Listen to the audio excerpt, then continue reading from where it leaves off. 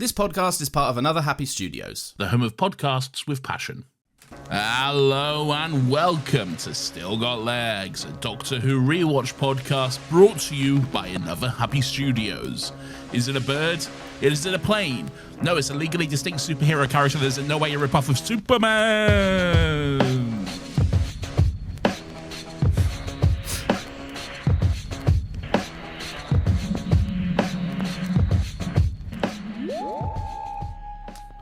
Told you I didn't time it.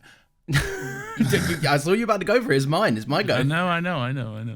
Hello, everyone. Welcome to Still Got Legs, the only Doctor Who rewatch podcast in the world. There are no others because Nathan force-fed them a glowing red painkiller, but they didn't get superpowers. They just got more sick and died and good. Yes. My name is Lawrence. As always, I'm joined by Nathan as we go through this fantastic journey through Doctor Who. Nathan, how are you doing?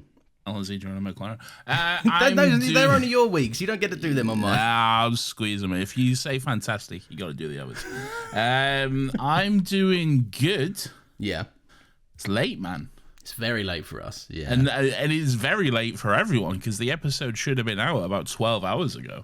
Yeah, what's going on with us? Baby. Yeah, baby. Blame the baby. Everything is baby. Everything's baby's fault. This That's baby why. is a gold mine for excuses, man. It really is. And the best thing is no one blames you for it. No, they can't. You go like, oh, what? Sorry, did you want me to not tend to the baby? Sorry for being a father. Okay. Sorry for prioritising something clearly more important. Yeah. But fine. And I was doing that too. Okay? Yes. Right. No, but you're even like you're in a better position because you can be like, guys, what can I do? This is Lawrence's thing. I know. I can't do it by myself. Yeah. So you're completely devoid of blame. it's true. Yeah. And that's how I like it. That's how I like everything in my life to be. Lawrence, can I just go on a rant for a second? Oh, please, let's hear it. Just about the state of the online space and oh god, how much time we got? I don't know if you're familiar with websites such as Instagram and other such social media websites. They do these things. I believe they're called ads. Okay. Yes, right? I've heard of them. And everything now, and these ads that I get served, they're fucking ridiculous, first of all. But why the fuck is everything a subscription box now? Like, everything is a fucking subscription box for shit you do not need. The other day, I got served an ad for, like, a subscription box to fucking cereal. Okay? What? Breakfast cereal, okay? It's like, you can fucking subscribe to this, we'll send cereal to you in a box and you can eat it. And hey, look, you also get a free bowl and spoon. And I was like, fuck right off. Anyway, on an unrelated note. Oh, for God's sake. He bought the fucking cereal. Did you sign up? Yeah. Fuck, you know. I did. I had a moment of weakness. They trapped you. What could possibly be that moment of weakness? In what scenario are you desperately going like, thank God my repeat cereal subscription is going to deliver and come through? I like cereal. It's like on Amazon when you order stuff, like you order like now, for example, I'm ordering loads of nappies, I'm ordering loads of wipes on Amazon all the time. Yeah. Right? And they're like, hey, I'm noticing you ordering these a lot. Would you like to start would you like a repeat order of nappies on the go? And I'm like, no, I'll decide when I need more nappies, thank you. A subscribe and save, they call it. Yeah. I don't want to save. You can, the thing is though, you can do that and then just cancel it, and usually you get it cheaper. Oh, really? Are you? Yeah, it's usually a little bit cheaper if you subscribe and save, but then you can just like cancel it straight away. And then just literally like order it and then go, fuck you. Yeah, exactly. Yeah. Oh, see, bro knows the tricks of the trade from his cereal endeavours. Well, no, I am signed up to this. You're locked in. You're not cancelling this one. I'm locked in for a full year. Is this still like a direct cereal website? How did you do this? I'm not giving the name of it. I'm not advertising. But No, fuck them. But like, was it through the chain directly or? No, it's not a brand you'll know. It's like a. Oh, I've heard of this brand. They're supposed to be like sexier cereal, aren't they? Like it's high protein cereal, so it's healthy. If anything, so it's good. All right. So everyone should commend Nathan on his purchase. Exactly, I did a good thing actually. All right. I mean, fuck him. To be fair, you're allowed to order cereal. You're an adult. You're a grown man. It's blueberry muffin flavored. This box is anyway. Oh, that's we got a nice. selection of different flavors. Nice. What if you get a fucked one? Can you swap it out? Well, you can choose your flavors. So I chose the ones I wanted. So, yeah. Do I need repeat subscription cereal? And I got a free bowl and spoon as well. Is it like a cool spoon? How's the hold up the gold. bowl for me? It's gold. Oh, that is quite fancy actually, and that's a nice little bowl. That's a nice classic cereal bowl. It's a good portion-sized bowl, I think. Yeah. Well, you'd hope so, wouldn't you? Yeah. Sometimes you can go wrong with bowls. Sometimes it can be too big, too small. Yeah. You know, this one feels just right, like the bear thing. What was that bear thing? The bear thing? That bitch who broke in and she was like, I need some porridge or whatever. Oh.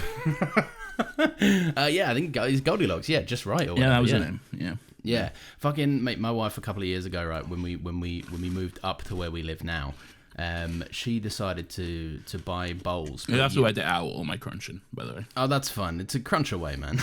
Right. I can do that. She bought like square bowls. Square bowls. Yeah, like Wrong. Fancier. Yeah, I'm wrong. I can't fucking stand them. They're good. I'll tell you what they're good for. Look. They're good for serving crisps at a function, and that is that. Interesting. Look, I don't mind a square plate. I can get down with a square plate from time to time if it's the right. I quite like it. If it's the right meal, if it's the right setting, you can't be having any meal off a square plate. Okay, I see a square plate as like some sort of steak option would go well on a square plate. Steak, bit of potatoes, veg, that type of thing. Yeah. Lovely on a square plate. Designated corners. Exactly. Yeah. But if you're having like some sort of pasta dish, nah, get the fuck out of it, man. Pasta dishes, and to be honest, also pasta dishes on a regular plate, kill yourself. They need to be a rounded bowl, yeah. Big bowl. Yeah, big bowl. Big fuck off bowl for pasta dish. Okay? Now we're talking. Have we ever found more common ground this early on in an episode? Never have we been as agreed as... Cereal repeat subscriptions and correct bowls, which is strange because you hate my choices of glass normally. That's true. Lawrence, you got a big bald head. I have. I shaved. Well, I didn't shave my head. It's down to, this is a 3, I believe, which is, if you're not familiar with male head shaving grades, it's pretty short. 1 is like basically bald, and 3 is a little bit above just basically bald. I think it looks okay. I'm not horrendously displeased. Let me just finish this quick bit of cereal I saved to do my little bit.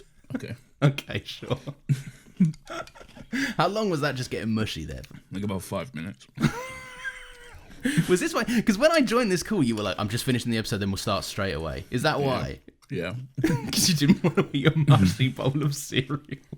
Hey, I'll tell you what. Well, let me have a drink. No, husband who's got to wash his cereal down.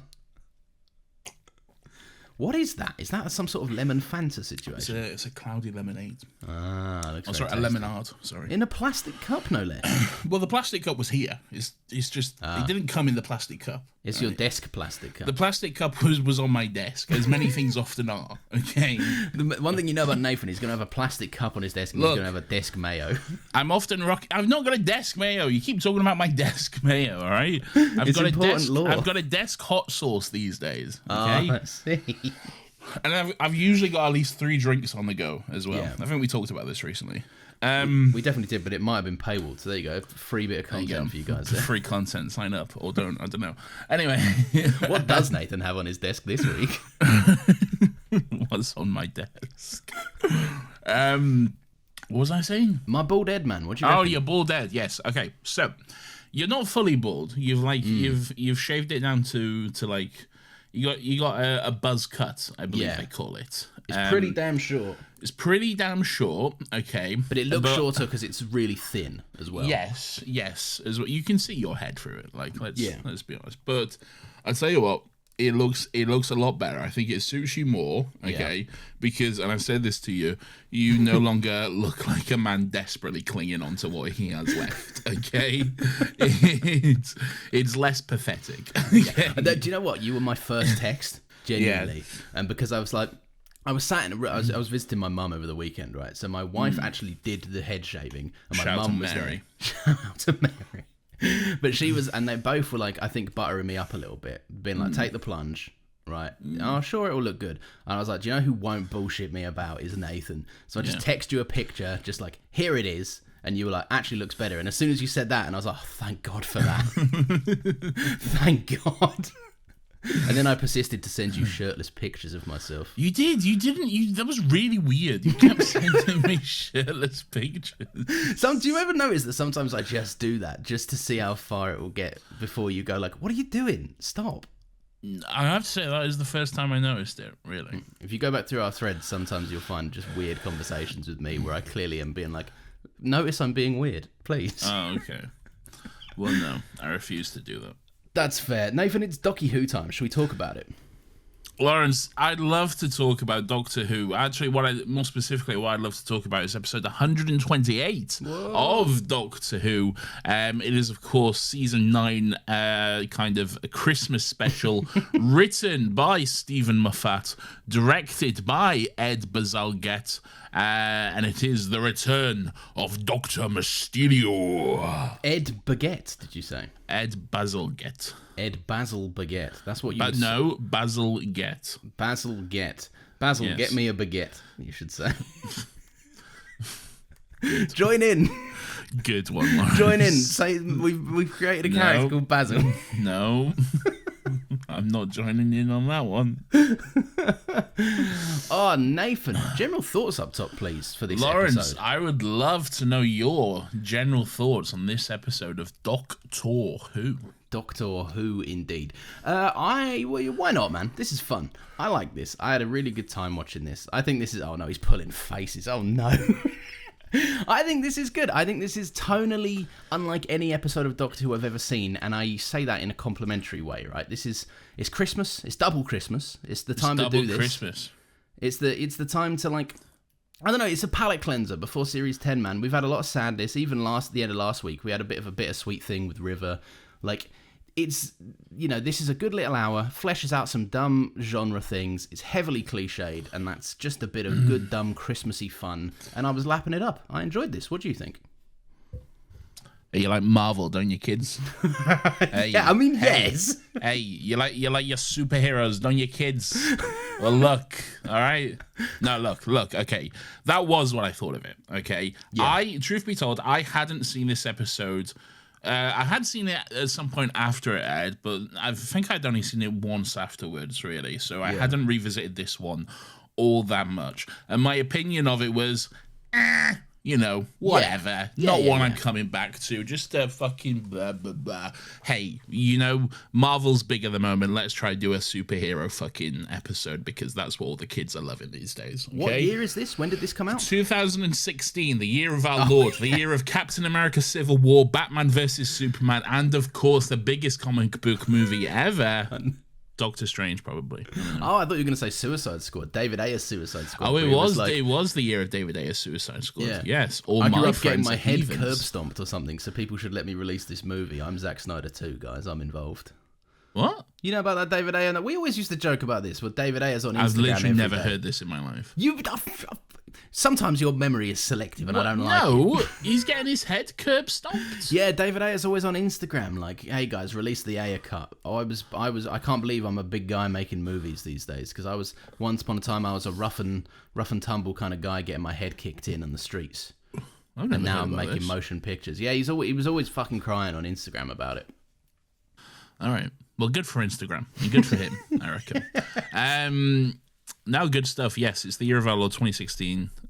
Also, you may have caught a reference. It's also the year that Pokemon Go came out. I don't know if you caught. I noticed. Yeah, that's a sly reference in the episode. Sly reference, you say? It is sly. I think it's not that over the top. It's sly enough that you have to know Pokemon Go to get it. But yeah, I think it's good. Anyway, I don't mind it. I think this is a good episode. I think there's genuinely I watched this a little over a week ago. About a week ago, and then I was like, oh, this has a lot more heart than I remember, really. It has a lot more of that Doctor Who magic and Christmas vibes to it. And I think the thing is, because of the way it aired, because it was the year without Doctor Who for like the first time since the show came back. It was a full year. It was Christmas Day to Christmas Day, okay, without Doctor Who.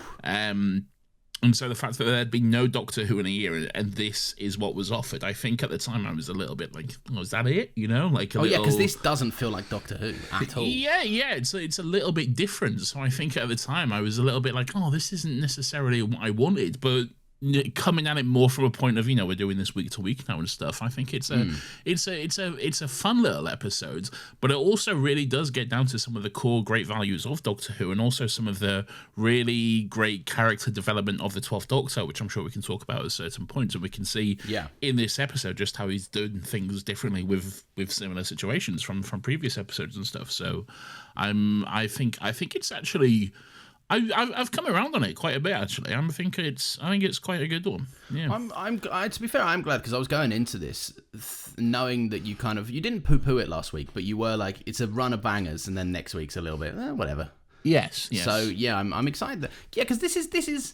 Look, don't get me wrong, it's not changing lives, but it is a great bit of fun. Heaven Sent it is not, okay? Yeah, no. But Sleep No More it is not either. No, exactly, yeah. Happy medium, so, I think. End of Time Part 1, it is not. Yeah, okay? No. It's much better than that dog shit. Name another bad one, and is it not that? Love and School Monsters. Reunion. Oh, right, we're moving on. Someone in the Discord earlier said this podcast mentions School Reunion way more than any other Doctor Who podcast out there. To everyone else on the planet, it's a middling episode of Doctor Who, but for me, it's my goat, and you're like, that sucks. Yeah. Nathan, where do we open up this beautiful, bountiful, juiciful episode of Doctor Who? Is juiciful a word? No, not hardly any of those are words, to be honest. They're all words, bountiful and beautiful. Juiciful? Yeah, that one weren't. I'll give you that one. Yeah. There you go.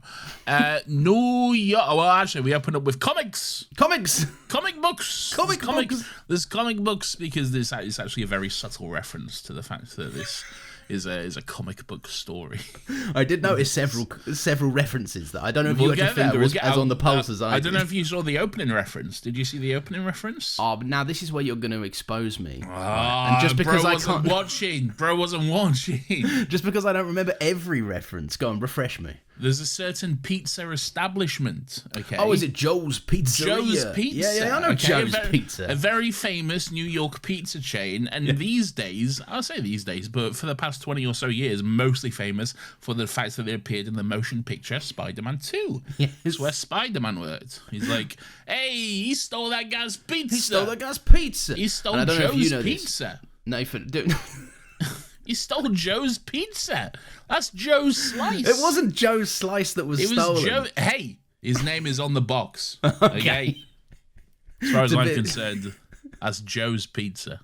Is that the scene where they're like the 30-minute guarantee is a promise? Yeah, you didn't get this to Zooey Deschanel's sister in time. Zooey Deschanel's sister's chewing her bubblegum, and she's like, "Hey, you're 5 seconds late. Yeah. So I'm not paying for that." And by the way, that 30 minutes or free thing, that's a ridiculous rule. Yeah. Like, your theory, your policy is losing you more money than Peter Parker is. What are you doing? That's fucking insane. 30 minutes or free in New York as well. Fucked.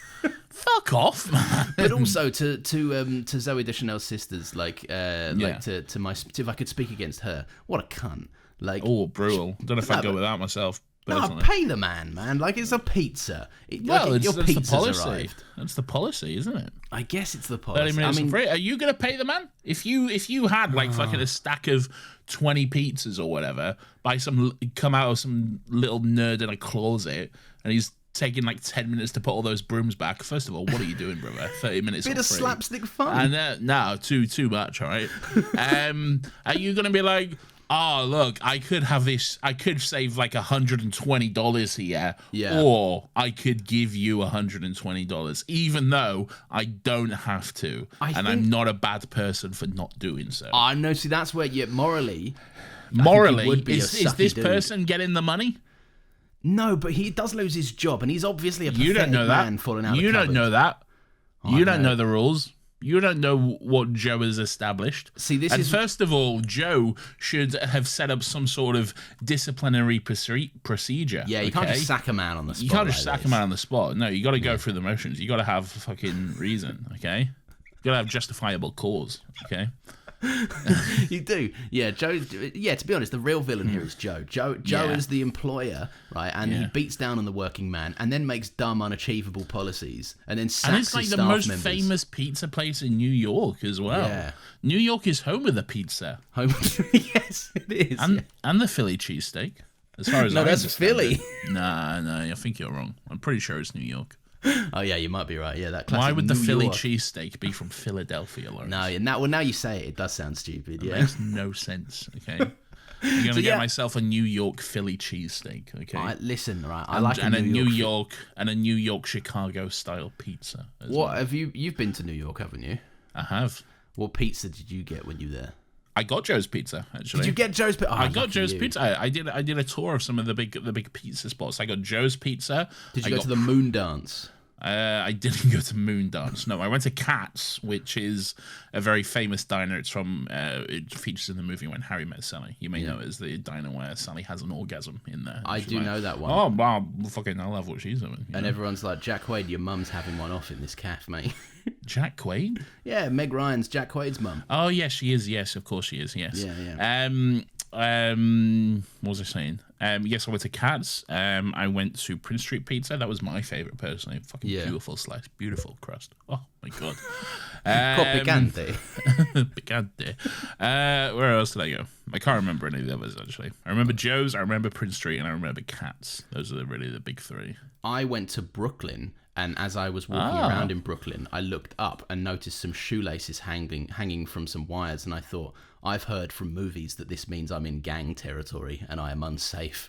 You're a fucking idiot. I know, and I was so head down. I got to leave this area, right? And then by the Scared time I little- got even back, I was like, yeah, that's probably not true. No.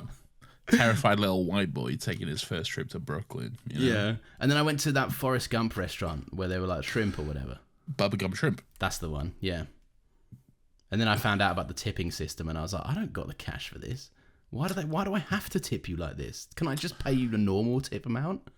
No, you got to tip him. I don't like that. Because their employer doesn't pay them a fair wage, so then you have to tip them. And if you don't, you're the bad person. Yeah, you know? it's my fault, and they've been conditioned to think that, mate. It's Joe's Pizza It's all a over really again, isn't fair it? system. We should talk about this hour-long episode of Doctor Who, I think. Yeah, I think so too. Yeah, 23 minutes into this episode. Well, we started, but we immediately got sidetracked by Joel's Pizza. It's true. We got as far as Joe's Pizza. Like the first shot in the fucking episode. Anyway, so who lives above Joe's Pizza? A little boy. Yeah. A little Peter boy. Parker. He's not Peter Parker. He's Clark Kent. He's also okay? Peter Parker. He's several of them. Okay, he's several little superhero boys. Okay? Hey, what's his name? I'm Grant Giuseppe or Grant Gordon, whatever his name is. What's his name? Grant Gordon? Is that his name? Who the fuck are you talking about, Grant. brother? Grant's the guy. Grant's the little boy. Oh, I don't know his name. He's a little boy anyway. He's Peter Parker. He's a little boy, and he's like he hears a noise. He's asleep. Okay, first of all, I'm and he's asleep little- in my bed. I'm a little boy. This boy, he's gone through a range of voices, this little boy, so far. Just a minute ago, he was like, hey, I'm Grant Giuseppe, and now he's like, I'm a little boy, and I'm a little English boy. No, that's when he's And older. I'm When he's older, he's like, hey, I'm Grant Giuseppe, and now he's, I'm a little boy, boy Okay. Grant. Great. Well, anyway, this little boy's asleep, and he's awoken by a noise from outside. There's a whooshing outside the window, and it turns out it's the Doctor.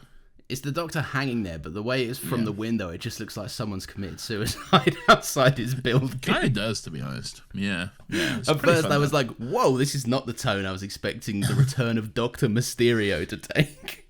Yeah, it's pretty fun. But yeah, so the Doctor, what was he doing? He was like setting a trap and he fell off the roof or something, setting it up. Yes, he was setting a trap. He fell off the roof, and then the Doctor's like, hey, what floor is this, by the way? And the little boy says, oh, it's the 60th floor. And then he's like, oh, shit, I'm in danger. Yeah. So, oh, fuck, that's not good. Yeah. If I'm not careful, I could make like the fourth Doctor and fall off this scaffolding or And something. then a paper mache man will get me. Oh, no, he's here. And I'll turn into Jodie Whittaker. I think one really funny moment, like I think it might be quite underrated, is like a really good comedy moment is when the Doctor's doctor's like, do you mind if I come in? And he just immediately goes, I gotta ask my mom. And he closes the window. Like, he had to have known that would be like nasty to do. It's great. It's great. I tell you, it's good that you bring up comedy as well, though, because there's some fucking hilarious moments in this episode. I think so too. Yeah, like genuinely, really, really underrated for a lot of comedy, and it's not all coming from the Doctor, which is typical of a comedy beat in this run of the show. But yeah. So he's like, oh, this took me a while to get this, and it's not till revisiting my notes just before we started recording that I got it. When Grant Giuseppe's like, you can come in, my mum says you're expected, and I'm like, what? What? Who would be expecting a random old man outside the window of a 60th floor?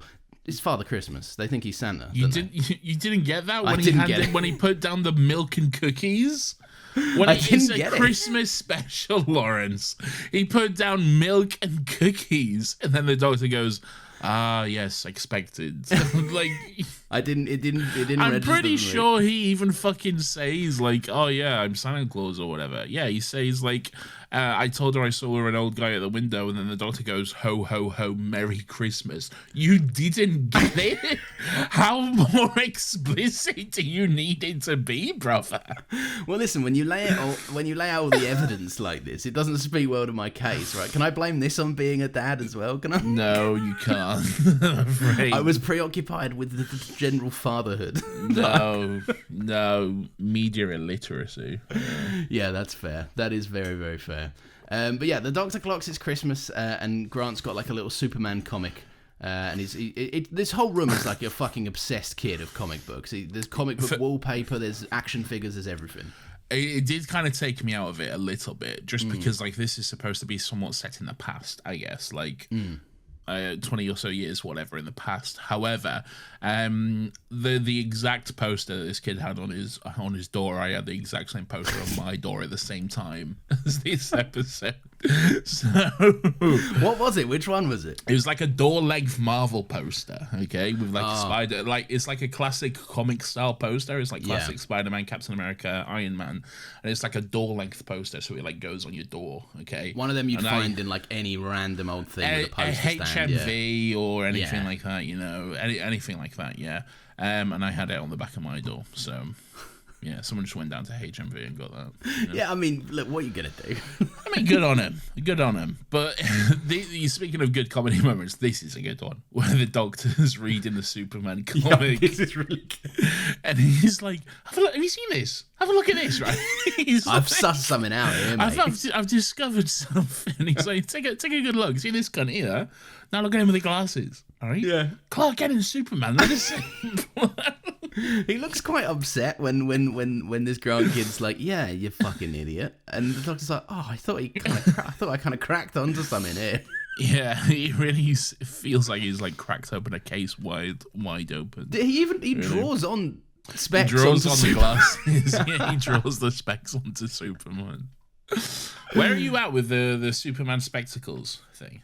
What, like, do I like the conceit of it as a whole? Yes. Yeah. Your thoughts on it? Yeah, I'm fine with it. Like, I think, like, if you're walking around being like, oh, it's unrealistic, I'm like, yeah, it's an alien that flies, dipshit. Like, of course it's fucking, like, it's unrealistic, and that's cool, and I like it. It's nice. I never have a problem with it if it's done well, okay? If it's done well, okay? Because to me, anyway, the idea behind it is that Superman doesn't have a secret identity.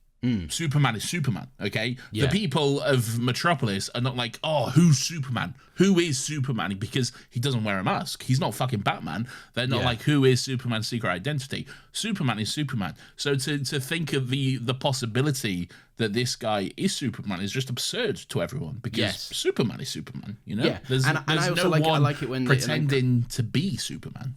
Yeah, exactly. I think there's moments in the Christopher Reeve films as well, and everyone's seen that infamous clip, and in the movie as well, of his just the change in Christopher Reeve's posture when he like leans up a little bit and like takes his glasses off, and I'm like, you can reasonably believe it, like if it's performed well by a good actor, like it works, and I think it's cool. Yeah. Anyway, we'll see. We'll see. Oh, I got my tickets, Nathan. I'm very excited to look up. We'll see about that. I want to go.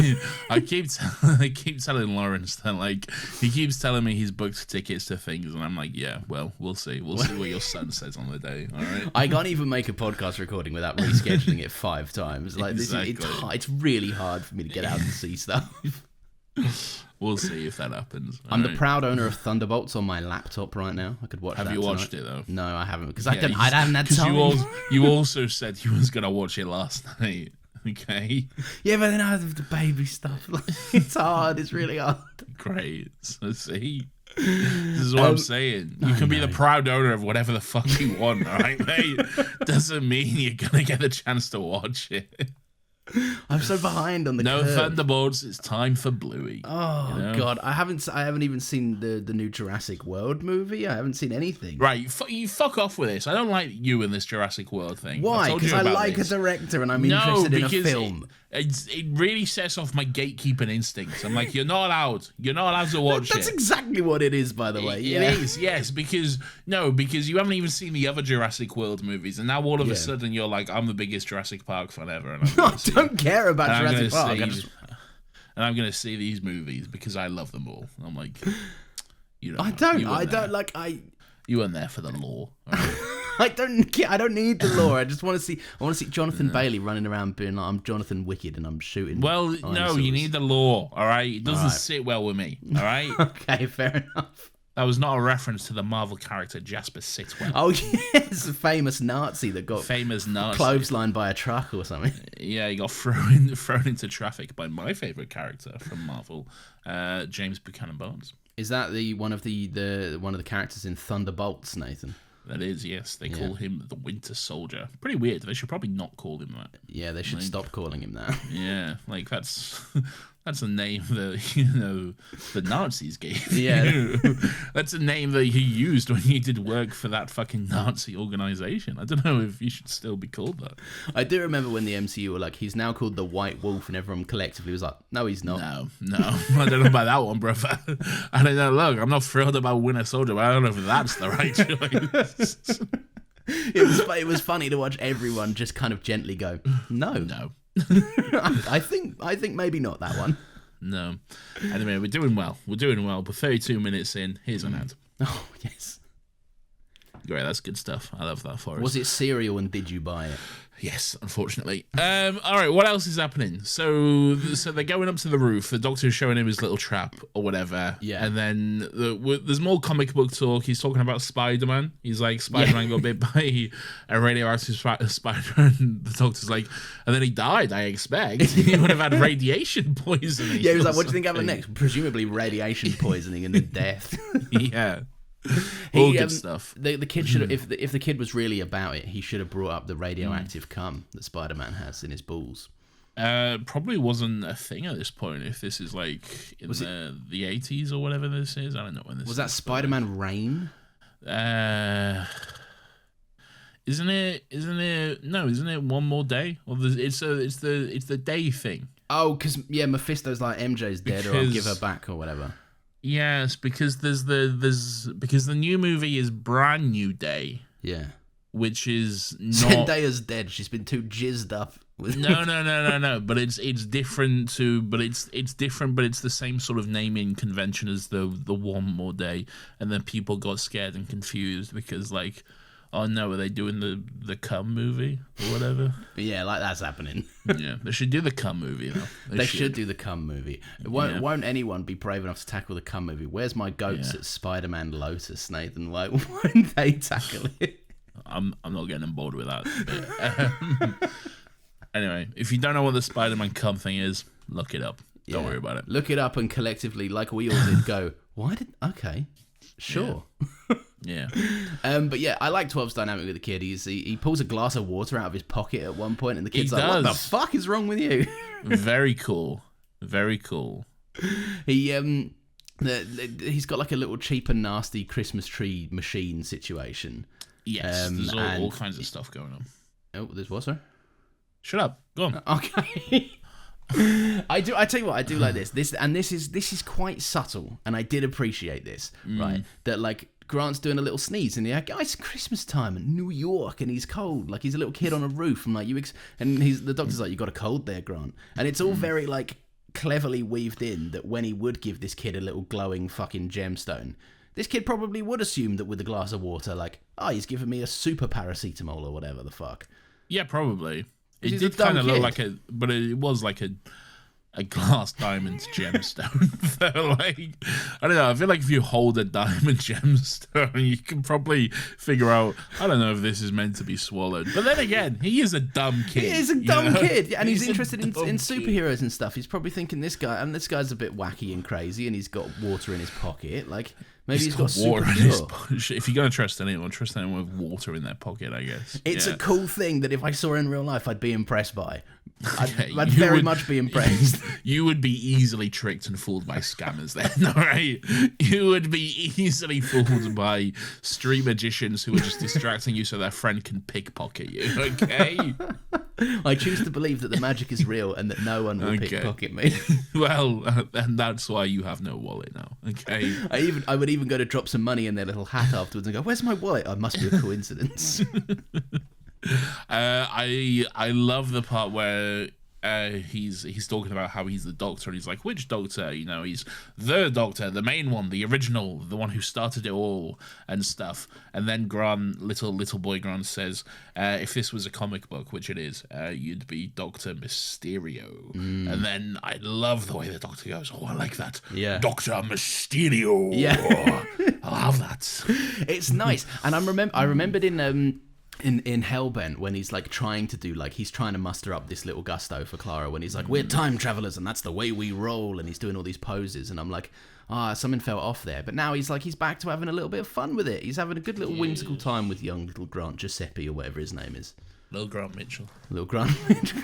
No, he's not Grant Mitchell. What's this drink? A second drink has hit the towers. It's the same drink, all right? I'm just pouring myself another drink, okay? So my note does read, Grant the moron's eating it. Eating the gemstone. But I do go to say that the reasonings are solid, and you get it, right? I totally see why you would. He's a dumb little child, you know. Exactly. Was there something about like the doctors fixing time bullshit on the roof? Is that to be honest? I don't know what the doctors. I don't think it really matters that much what he's doing. I thought it was a time. I thought it might have been a reference to like, because New York's still all fucked from the Angels Take Manhattan, isn't it? Yeah, he did say there's something wrong with New York and it's kind of my fault or whatever. And I'm kind of implying that. I don't know if that is necessarily the case. But was that the last time we were here in New York? New York. Let's be clear.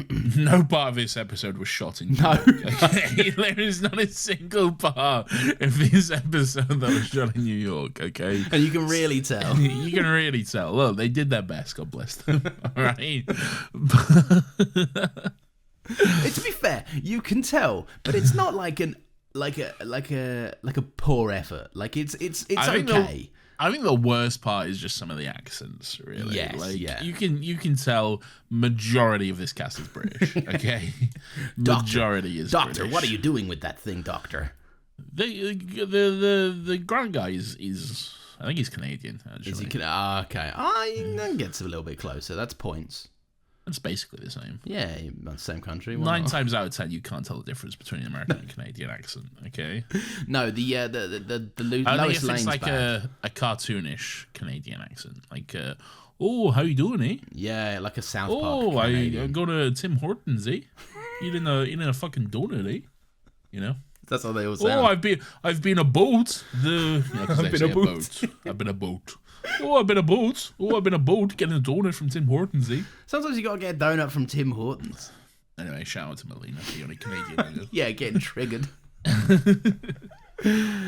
So yeah, right. This is Grant's a superhero now. He flies about and shit. He's got powers. What was you saying? Well, he's Grant's got his superpowers now. Well, yeah. He's a little boy. He's got superpowers.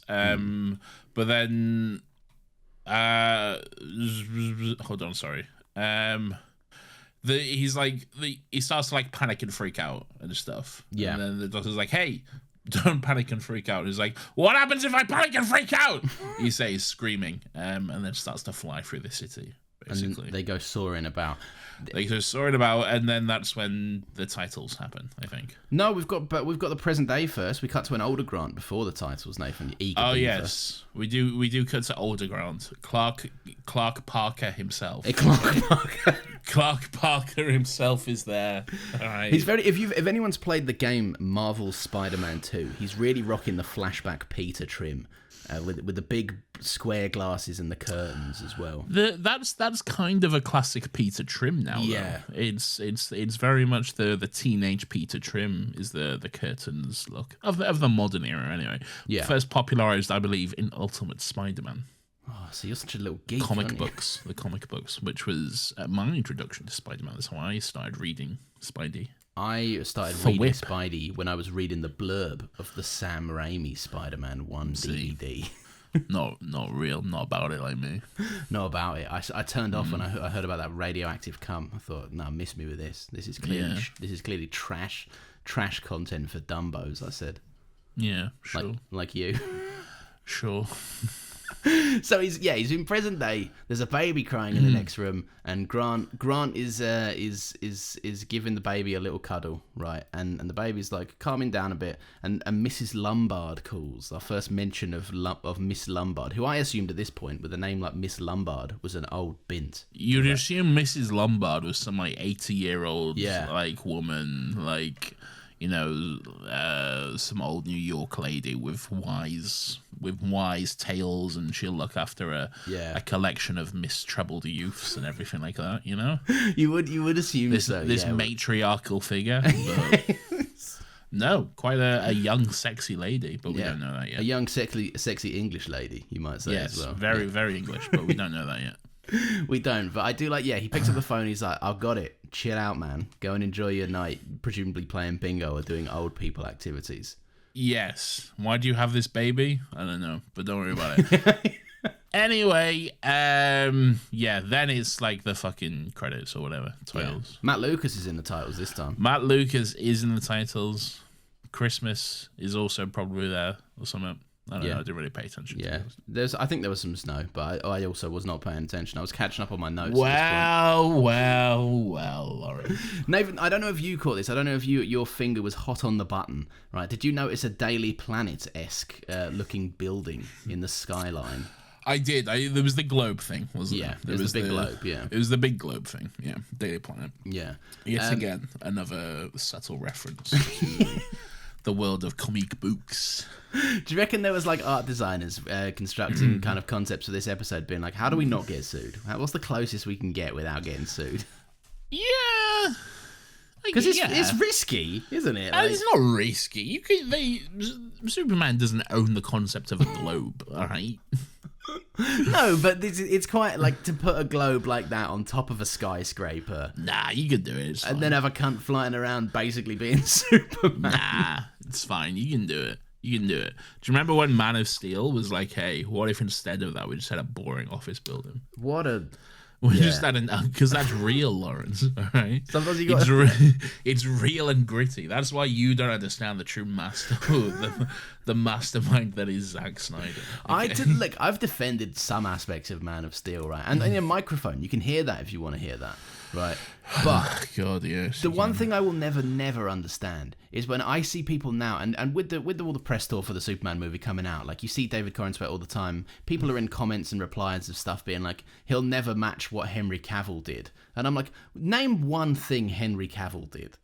Like realistically, other than look like Superman, what did Henry Cavill bring? He didn't really look like... He looked good. I don't know if he looked like Superman. He didn't have the Superman hair. No, he didn't. Actually, no, he had it all... I prefer it in Man of Steel, because in BVS, it's all slicked back and dirty and greasy. Isn't it slicked back in Man of Steel as well? No, it's more, here's my Midwestern curls.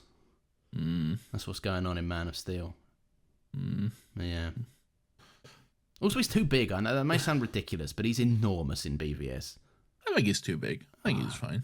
He's too wide, man. He just looks a bit ridiculous. Superman should be big and wide. Yeah, I know. David Corenswet's big. Not that big, though. And you can't tell as much because his suit isn't, like, tighter than fucking anything on the planet. Like, there's some wrinkles in his suit when he's moving about, which I think look cool. His suit's quite baggy. I don't know if I'm bored with that. You don't like the baggy suit? No, I'm not sure. I like the look of the suit in general. Not necessarily on board with the S, because it's not an S. Yeah, it is a strange one. Yeah, I don't really like that. But I would just go back to classic S, man. Just go back to the classic S. You know? Yeah, the iron-on like classic simple one. I don't know. Do you like his pants? I like his pants. I do like his pants. I wish they were more pants and less Should trunks. be a little thong. Just a little thong in there, you know.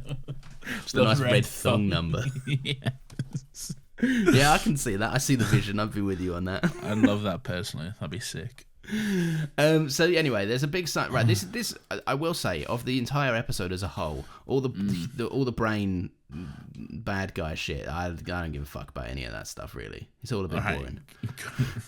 Okay, I'm not saying we're skipping over all of it, but it is sounds boring. like that's what you're saying a little bit. What I'm saying is my notes reflect a man uninterested in this particular subplot. Okay.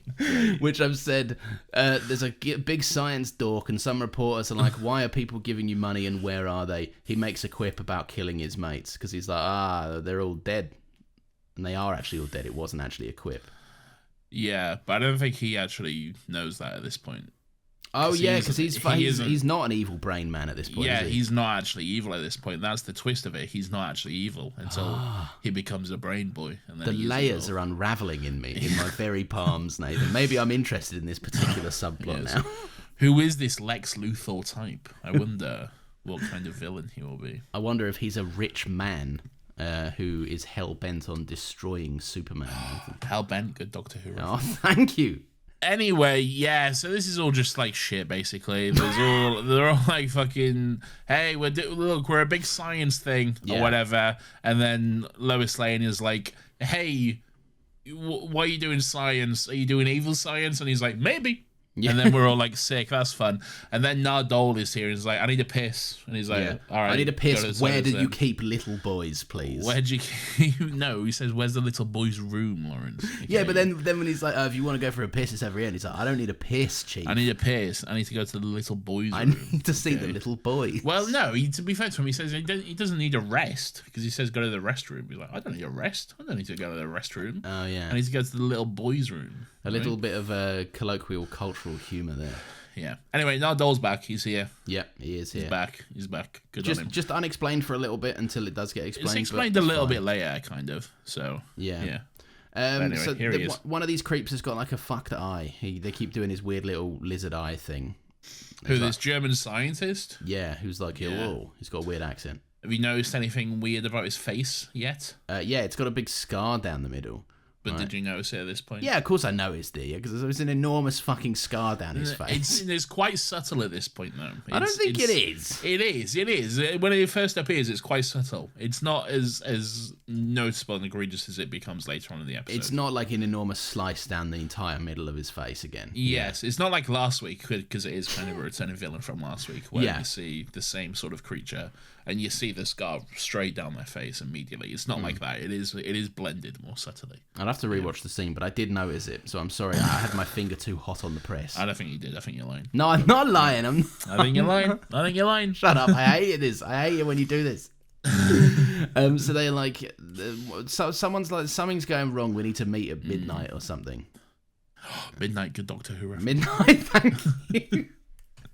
Seems Anyway. you have your finger hot on the press. I'm on the pulse, man. I'm on the pulse of all these references. Okay. Anyway, so Lex Luthor is like, all right, see you later, everyone. And then Lois Lane's like, sick. I'll stay here and be a cleaner or whatever. Yeah. And then she hides in the toilets or whatever. I do quite like that it goes from like the guy's like, I'll see you at midnight, and then the very next scene is like, and now it's midnight. Now it's midnight. I always find that stuff really funny because I'm like, you couldn't have fit one extra scene in there just to break it up a bit. It reminds me of we're frequent of Assassin's Creed games, right? And you can do the thing where you go to a quest and it's like, come back at night, and you press the make it night button. Yeah, he just sits down and watches the clouds go by. Yeah, and then the guy's like, thank you for waiting all this time. It's like, no worries, chief. No worries. I just got here, but that's okay. So yeah, it's midnight. And the sinister bloke's like, Midnight. na, na, na, na, na, na. I don't know the lyrics from the Taylor Swift song. Lawrence, we don't have time for this. Come on. What's next? Sorry. So the sinister guy's like, tell me what you're doing about these brains, man. Right? Like, I'm not evil at this point, but I'm still walking around like I'm evil. There's a room full of brains in jars, all right? And they're like, hey, look at all these brains in jars we've got. And he's like, oh, fuck, that's sick. I love these brains. And he's like, no, but look, do you notice anything different about them? He's like, no, not really, cunt. And he's like, no, look, there's more brains in jars. And he's like, all right, sick, that's cool. We got more brains in jars. And he's like, no, you don't understand where the brains come from. He's like, fuck, brother, I don't know. What do you want from me? And he's like, anyway, look, these are brains have eyes, all right? That's cool. The brains with eyes is a creepy little visual. I quite enjoyed. It's creepy. I don't know if it's cool.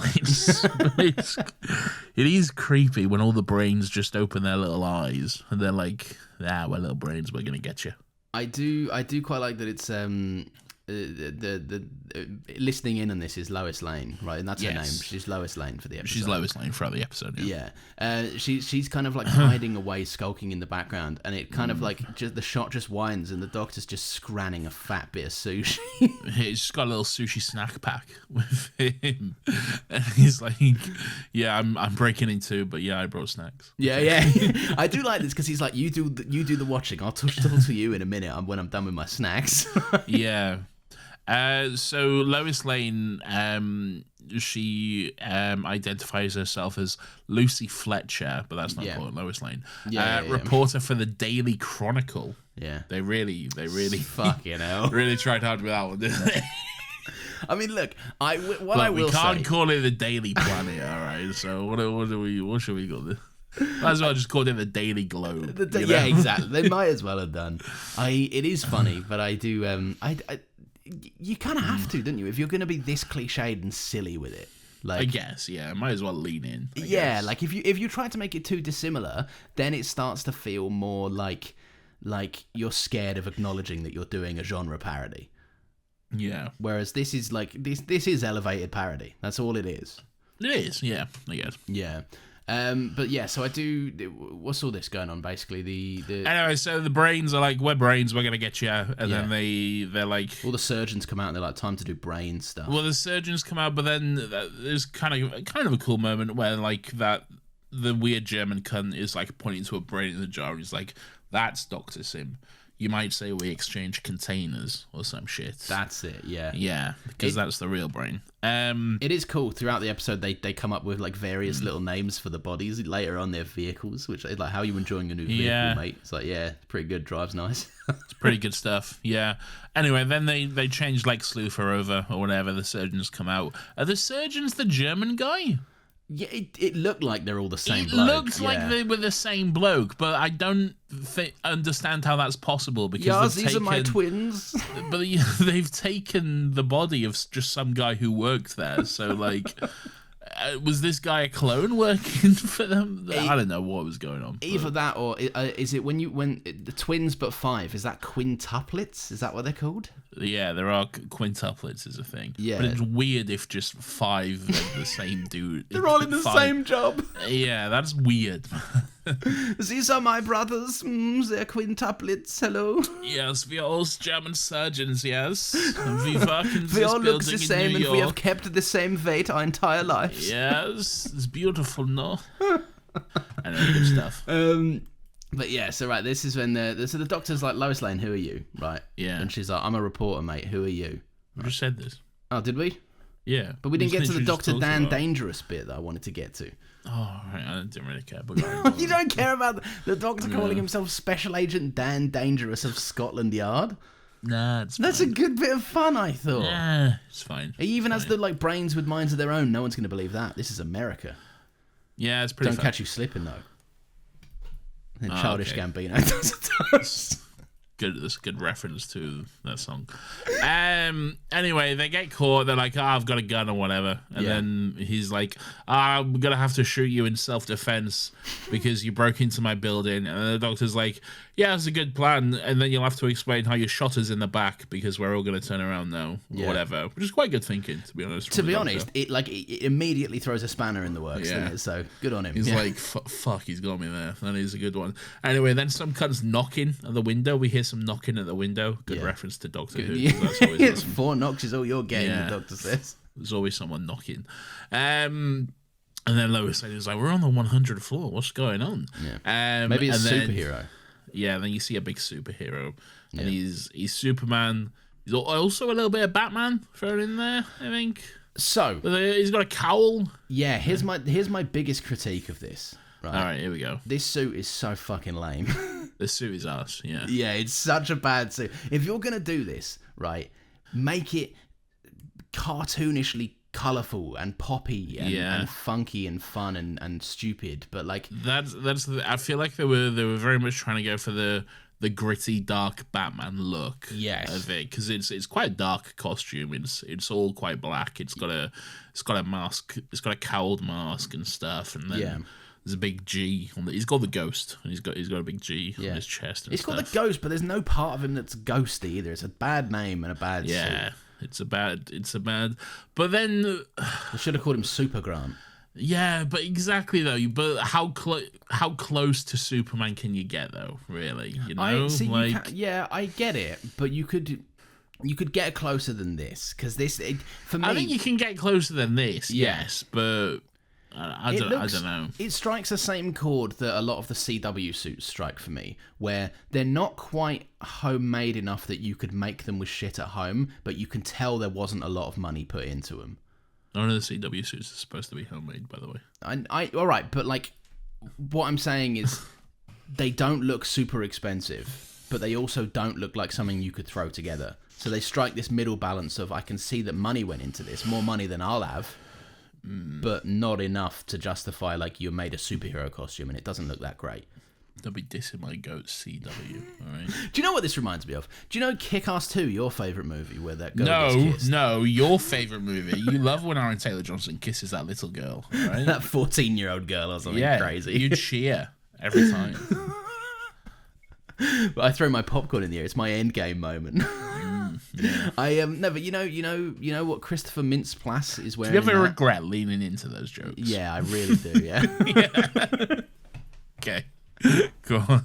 But sometimes it's the path of least resistance that gets me out the quickest, you know? Like if I'm like, no, I don't. All right. But yeah, you remember Christopher Mintz-Plasse, the motherfucker in Kick-Ass 2?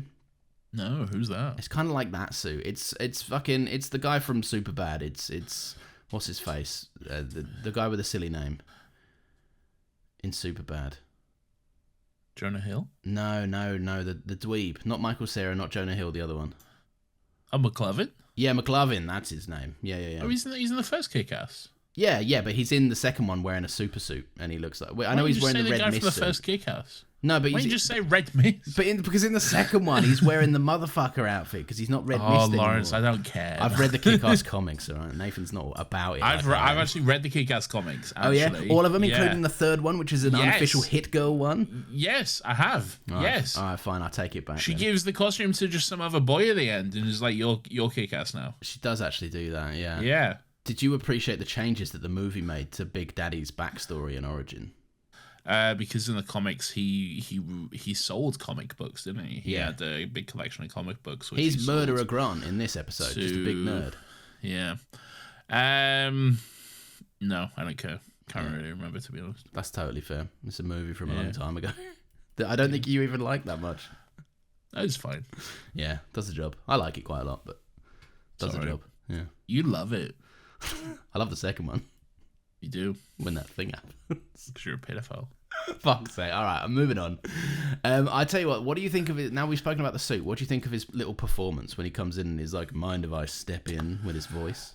Don't like it. He's got a real, like... Adam Westy voice. Yeah, no, I wouldn't say that. It's like, there's something just like... inhuman about it, you know? Like, it's like he doesn't talk like a normal human does, you know? And I don't know if like the lore of this guy is that he's supposed to be an alien or like Superman or some shit. Like, I don't know what the lore is, but like, I don't know. He seems like he's trying to be not human, you know? I do. He should have lent into the ghost aspect of it. Ooh, I'm a he should have spoken like that. I'm the good ghost. Ooh. They're like, we're gonna stop you, and he's like, no, you're not. Who dares challenge the ghost? I quite like the voice because I think it's the same reason I like the Nick Cage in Kick-Ass, funnily enough, right? It's because he's deliberately taking the piss out of the weird Adam West voice, where he's like, I am going to do this now. Oh, but they're not the same though. I know, like these are not the same. Like hearing Nick Cage go, ass kick. We should have called you ass kick. Like that is not the same performance that this guy is giving at all. No, but it's a distinctive like vocal choice that is weird. Like I know it's not the same, but it's a comparison in sense of like they're both going for something which is like a bit more unnatural. Yeah, sure, maybe. I like it. I think it's quite a good performance from him on both sides. I don't really like it. If I'm being honest. That's fair. That is very, very fair. But anyway, yeah, this guy arrives and he's like, what happens? Does he fucking kick their heads in, or do they just fuck off all the brain? Well, this is the thing. Even in more into this kind of like inhuman aspect, he comes in and is like, I should let you know, like serious bodily harm is against my. He doesn't say programming, but like whatever, like my what is it? What is it? Like my moral code or whatever. Yeah, my moral code or whatever. However, general harm and whatever is okay. So, and then it's not natural, you know. It's not. Yeah, it's a bit robotic. Yes, very much so. Yes, yeah. But yeah. Anyway, they fuck off somehow. I can't remember how that scene ends. He flies home Lois Lane. Well, the Doctor and Grant have a moment where they regard each other. Yeah, they clearly notice each other. They clock one in each other because he does the Doctor on the original or whatever. Yeah. They do all that. And then the Doctor's like, Grunt, as he flies off. Yes. Anyway, so he flies off. He carries home Lois Lane home. Yeah.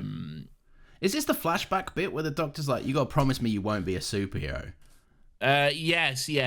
And yeah. Like, fucking, mate, be serious. Come on. Yeah. You've given the most obsessed comic book nerd a superpower.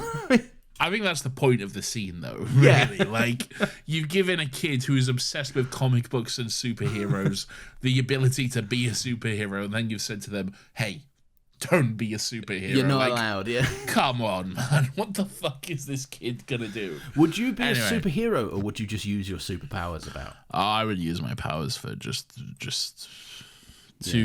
benefit my own life in whatever way I could. To make my day better, yeah? Yeah, to either make...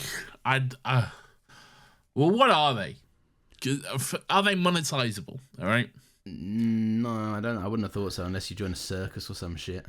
Well, then I'll just make my life easier. Yeah, you could join a circus. You could probably do like I'm just flying about, getting places. You could monetize it by working like 15 jobs at the speed of light online. I'm not doing that. I'm lazy.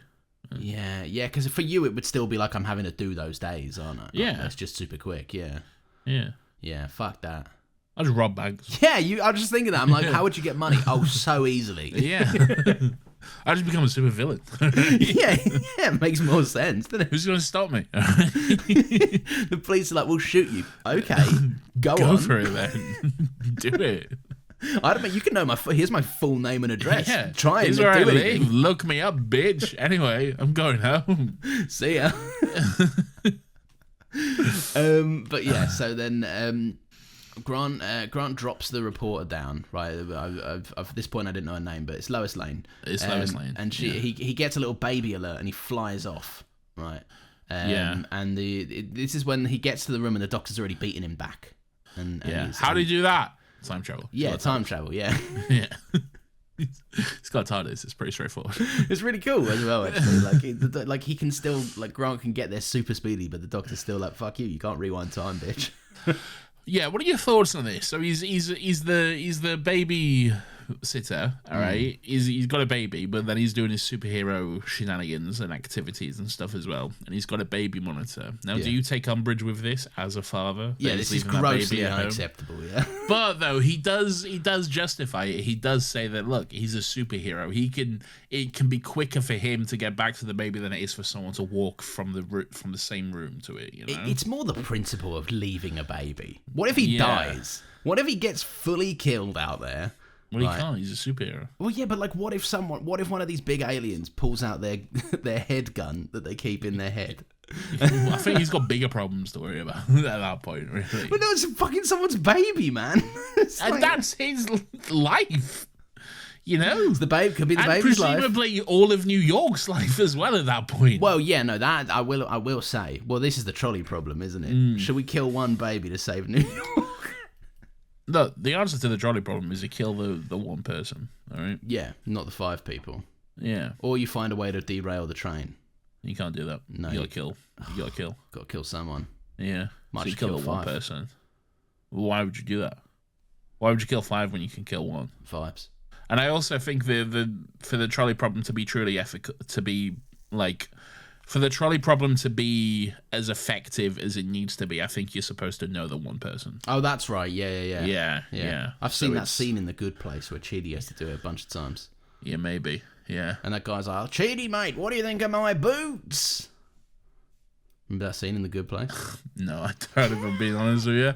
I've not watched The Good Place since it was on. Fair enough. Did you like it? I thought you quite enjoyed it. I did like it. Yeah, it was good. Yeah. I liked The Good Place. It was good. It was a good place. I had a good show. place watching it. That'll make. Okay. I really liked what was his name? Jason? Jason, yeah. Yeah, what's the guy called?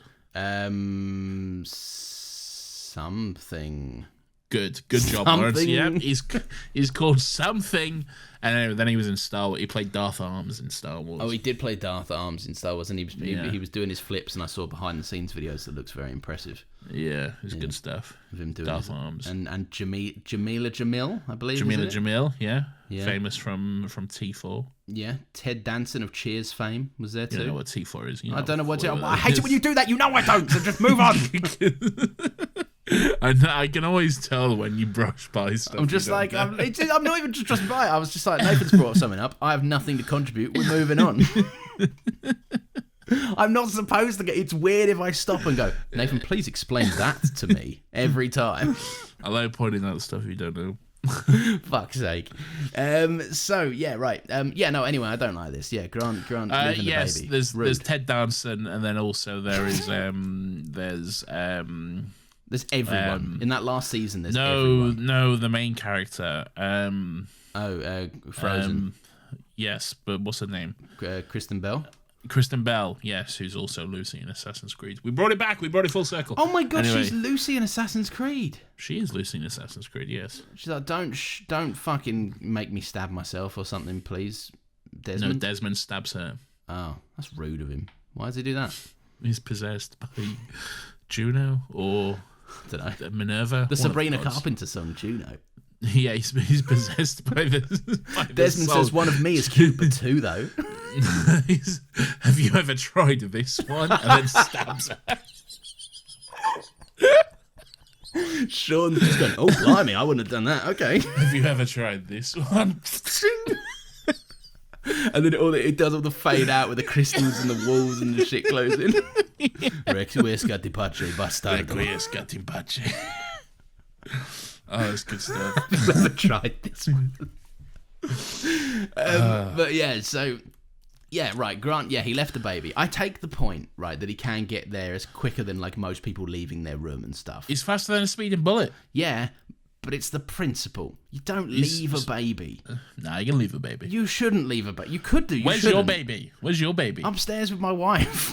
There you go. You've left your baby. No, that's not the same thing. You've left your baby. Look, I'm on the right side as the doctor. The doctor even agrees. He's like, come on, man, you suck shit. Don't leave babies. And then spends the rest of the episode being like, we're all leaving the baby. I think it's fine if you can get back to the baby within literally a second, you know? Depends if he can. Well, he can. But physically he can. Yes. But what if he's not in a scenario where he would, what if 1 million people are all going to die, or the baby? Well, this is just a hypothetical straw man. Yeah, of course it is. But he's a superhero. He could very well find himself in this scenario. But he's not in that scenario, so it doesn't matter. Later on, he's in this scenario. Who's got the baby later on? Doesn't matter. Don't worry about it. The baby, depending. Yeah, Stephen Moffat's opinions on how many people should be around a baby changes depending on how many people need to be in a scene. I think it's fine. To be honest, Yeah, I guess so. If he can get to the baby faster than you can walk from the living room to the baby's room, what's the difference, really? Well, it depends on how much pace I've been working on. I've been on my treadmill. All right, but then did you buy a treadmill? No, it didn't even fit in my brother was always going to give it to me, and it didn't fit in his car. So stupid. Yeah. You could say when you're saying it depends, he could, I don't know, he could die or whatever. You could die. Someone could break in and shoot you, and you can't get to the baby. Then what? That is true. But my That's wife basically the same thing. Someone would shoot your wife as well. Well, no, but here's the thing, though. I'm not going out getting people shooting at me when I'm in my bed next to the baby. But Grant is going out being a superhero, getting people shooting at him. But you live in New York City, which is a dangerous city. Yeah, all right, but... And someone can break into your apartment and then shoot you. This is straw manning now. This is ridiculous. Well, yeah, I'm just doing the same thing you're doing, all right? But he's a superhero. I'm just presenting you these hypothetical scenarios which could happen, no matter how unlikely they may be, okay? Okay. All right, fine. I'll tell you what then. I will concede. I'm wrong for thinking people should stay next to the baby in their care. Good. Everyone leave your babies. All right? Yes, Nathan suggests that everyone walk away from their babies now. Yes. I want it on record that I don't think. Out of the two of us, who are you going to trust with parental advice? Okay.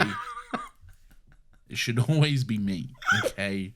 I know more than Lawrence does. All right? It's true. It is. And I'm always happy to pass on some generally unasked for advice. Oh yeah. Time. Oh, I'm getting that. Don't worry. We know who I'm getting that from. I thought you was going to me. I was like, I ain't said shit. No, you're fine. No, I know what you're talking about. That's something just for me and Nathan. Right, so the doctor tracked the gem. He's like, how do you know where I live? And the doctor's like, first of all, you don't live here, cunt. Right. Yeah. Also, I tracked the gemstone and I found you. Right. First of all, no one lives here. This is a set on a TV show. Yeah, this is very clearly a fake house. Yeah, it's fine. It's a little apartment. Yeah. My God. A nice expensive apartment in New York. We don't have time for this. We don't have time for this. Come on, let's keep moving. So he's pissed off, right? Because the powers aren't for this world. He's like, Grant, mate, you're fucking... You shouldn't be doing that, mate. And Grant's giving it all the Peter Parker, like, I don't get paid for saving lives, mate. I'm just a regular guy trying to be a cool guy. I think the doctor even says, with great power comes great responsibility. Yeah. He even says. So, it's another subtle little reference. It's one that I picked up on. We can all comic move on. books. Yeah. Did you really not pick up on that? I didn't write it down, therefore it's no longer in my memory. Okay, great. Good stuff. Anyway, the doctor's like, bloody hell, the girl, you love a girl, who's the girl? And then he's like, it's Lucy. And he's like, Lucy. Because he remembers Lucy. And then it's flashback time. It is flashback time. It's flashback time. Is the naming stuff here really just overcomplicated for no fucking reason whatsoever? Like, she still goes by Mrs. Lombard, but the doctor's like, that's Lucy. And he's like, it's also this woman. Like, she has like 3 fucking names in this whole episode. Does she have 3 names? I think so, and none of them are Lois Lane, which is what they should be. I don't think she has 3 names. She might have 2. I think she has 1 name, and it's Lucy Lombard. Okay. Oh, okay. Yeah. But they're calling her different variants of it, like Mrs. Lombard is... No, because Lombard isn't even the name that he knows her by later on, because that's a married name. because she's undercover or whatever. Doesn't she give a fake name? I don't fucking know. I'm not Lois I don't fucking know either. I don't care, all right? I'm not paying attention. To be honest, she's called Lois Lane, and that's all I fucking know her as. That's true. Right? Yeah. Anyway, flashback time. He's at high school, and he's like, I'm a horny little boy, and I'm at high school. I'm a randy man. He's not a randy man. He's a randy little boy. No, he's a randy little boy, yeah. Stephen Moffat's a randy man. No, he's not. There's nothing about this scene which is like, What, the bit? Is this the bit where it's the X-ray vision yeah, it's a bit like, come on, mate. There is nothing about this scene that is sexual. I think all of the I'm in naked hell. Oh. Yeah, but none of it's like, look at this, boys. Well, no, I should hope not, because they're children. Exactly. Yes. none of it is written as like sexually enticing whatsoever. No, not enticing, but it is Stephen Moffat musing on his days as a school lad, going like, oh, to have X-ray vision. I think this. Come on, be fair. All right. There are fair shots to take at Moffat, but that is not it at all. If you're writing a superhero with X-ray vision, all right, this is a fair thing to write, okay? To be fair, I like that it's brought up. This is a fair obstacle for him to overcome, okay? Do you reckon he'd be like picture it this way, right? If you're 14, like, would you have the moral capacity to not be a perv in this scenario? Well, he's trying hard, bless him. He's really giving it a good go. He's really having a good go, bless him. You know. Look, girls are walking past and being like, "Hello, Grant Giuseppe, with your Joe's Pizzeria," and he's like, "Well, I've got a boner. I'm flying in the corridor." He's flying because the doctor's like, "Well, you like that one, didn't you, mate?" I'm just going to move on from this. Anyway, I like that the doctor's checking in on this kid, okay? Yes. I like that the doctor's he's learned from his mistakes with me, okay? He's learned from his mistakes with a shielder. He's basically done the same thing as he did. He's given he's accidentally made another kid immortal, okay? Yeah. And he's gone, fuck, I should probably check in on this kid. It's another Tuesday for me, the 12th Doctor. Because look what happened. Do you want to stop doing bits while I'm trying to do a serious fucking, while I'm trying to talk? All right? I know that's rich from me, all right, but still. I'm just trying to have a bit of fun. Well, stop, all right? I'm trying to make a serious point here, okay? All right, only I'm allowed to do that, all right? Everyone paved the way for Nathan's serious point. Everyone let me talk. No, I just think it's nice. I think that it's really showing growth, and it is genuinely him learning from his mistakes with a shielder. He's done the same thing here, and he's like, right, well, that all went fucking tits up last time, so let me actually check in on this kid, make sure he's okay, pay attention, you know? Does the doctor know that me flew off with Clara in the diner TARDIS? No, I don't think so. Because he doesn't even know Clara, so I guess he wouldn't do. Well, he doesn't know Clara. He doesn't. He knows of Clara. Yes. Yeah. He knows of Clara, and I think he's worked out that was Clara. Yes. But also, he'll never see her again, so it doesn't matter. L for the 12th Doctor, I think. L. Yes. So yeah, right. I do. This is interesting, Ren. So like the Doctor, they're on the balcony, and they're forward in time again. He's no longer a little teenager. And Grant's explaining that like I met her again as an adult, like, and basically she had a baby with like one of my best mates who eventually just ran off and found like some other woman he wanted to go and have a baby with again and like just start a new life with. This guy loves babies. Yeah, clearly he's like, I want the babies, man, give them. But like so his whole thing is like, I am around so that I can help out with the kid, and I'm like the nanny. But, like, she's not interested in me. Why would she be interested in little old me, little Grant Giuseppe? And, it is funny that he's just laying out his Riz plan, which is basically like, if I'm a nanny, maybe she'll love me one day. And the doctor's like, you're bad at this. You're an idiot. Yeah. And he's like, thanking the universe. He's like, someone's got worse Riz. Yeah, there's someone worse at this than me, he says, which is quite fun. Anyway, at that point, Lois Lane squeezes a little toy, which is Mr. Huffle. Okay. Yeah. Now, just backtracking a little bit, Lois Lane came home and found the Doctor here. And there was quite a funny moment where she comes back up and she's like, what are you doing here? And then Nardol's like, we should ask you the same question. Although this is your home, so we probably won't. Yeah. Which is quite fun. I will say there's some stuff that won me over on Nardole. Nardol's got some funny lines, I think. He does. I don't mind the character of Nardole, all right? And we're talking about Matt Lucas. Yeah, we're not. This is Nardole. We've had it confirmed to us, not a great bloke, okay? Yes. Been confirmed, not a great bloke, okay? But, strictly speaking, Nardole... Yeah. Pretty good stuff. Yeah. Apart from there is some stuff towards the later end that gets into the whole like the Matt Lucas branch of comedy that I'm just like, I could fucking do without a bit of this in Doctor Who, if I'm honest. Yeah, but you hate anything comedic, and I think I think you have a weird hang up with comedic actors and roles. Well, I think that sometimes and sue me for this hot take, right? But I think that comedy should be funny, and often with Matt Lucas, it's not. Some of it isn't, yeah. Some of it isn't. Some of it is, and this is the stuff that I like, the whole, like, the little awkward lines that come out of Nardole and stuff, but... That's also just down to taste, though, as well. That's true, yeah, but I'm right and everyone else is wrong for thinking he's and cool. also this is a family show as well, so, you know.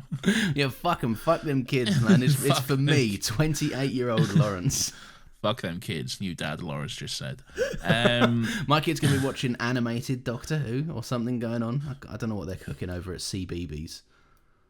They're cooking CBeebies? You heard about this? They're making an animated Doctor Who. Oh, yes, I did hear about this. Yes. Yeah. Yeah. Yeah. I should be in it. I'll be there day one, mate. I'll be in my suit. I should be the Doctor. I should.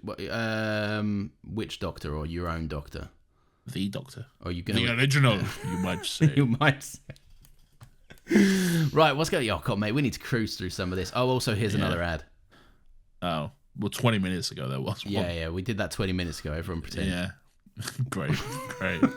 Anyway, this is Mr. Huffle, and Mr. Huffle feels pain, okay? Yeah. And I feel pain hearing that fucking squeak from that cunt, all right? Okay, so we live in different worlds here then, because my note reads, right, yes, this is a tactic that would annoy people, but it would be powerless on me. You could squeeze this all kidding? day. Yeah, no, I would give you any secret whatsoever to get that cunt to shut up. All right, I would spill some of the deepest, darkest secrets that I have taken to the grave. Okay, yeah, I would tell you anything if it could get that cunt to shut up. All right.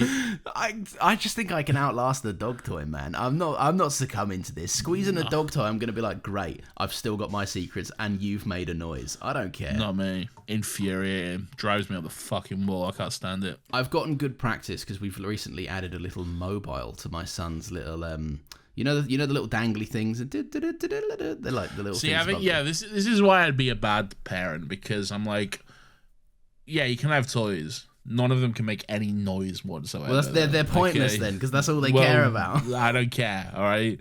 And also the baby can't make noise.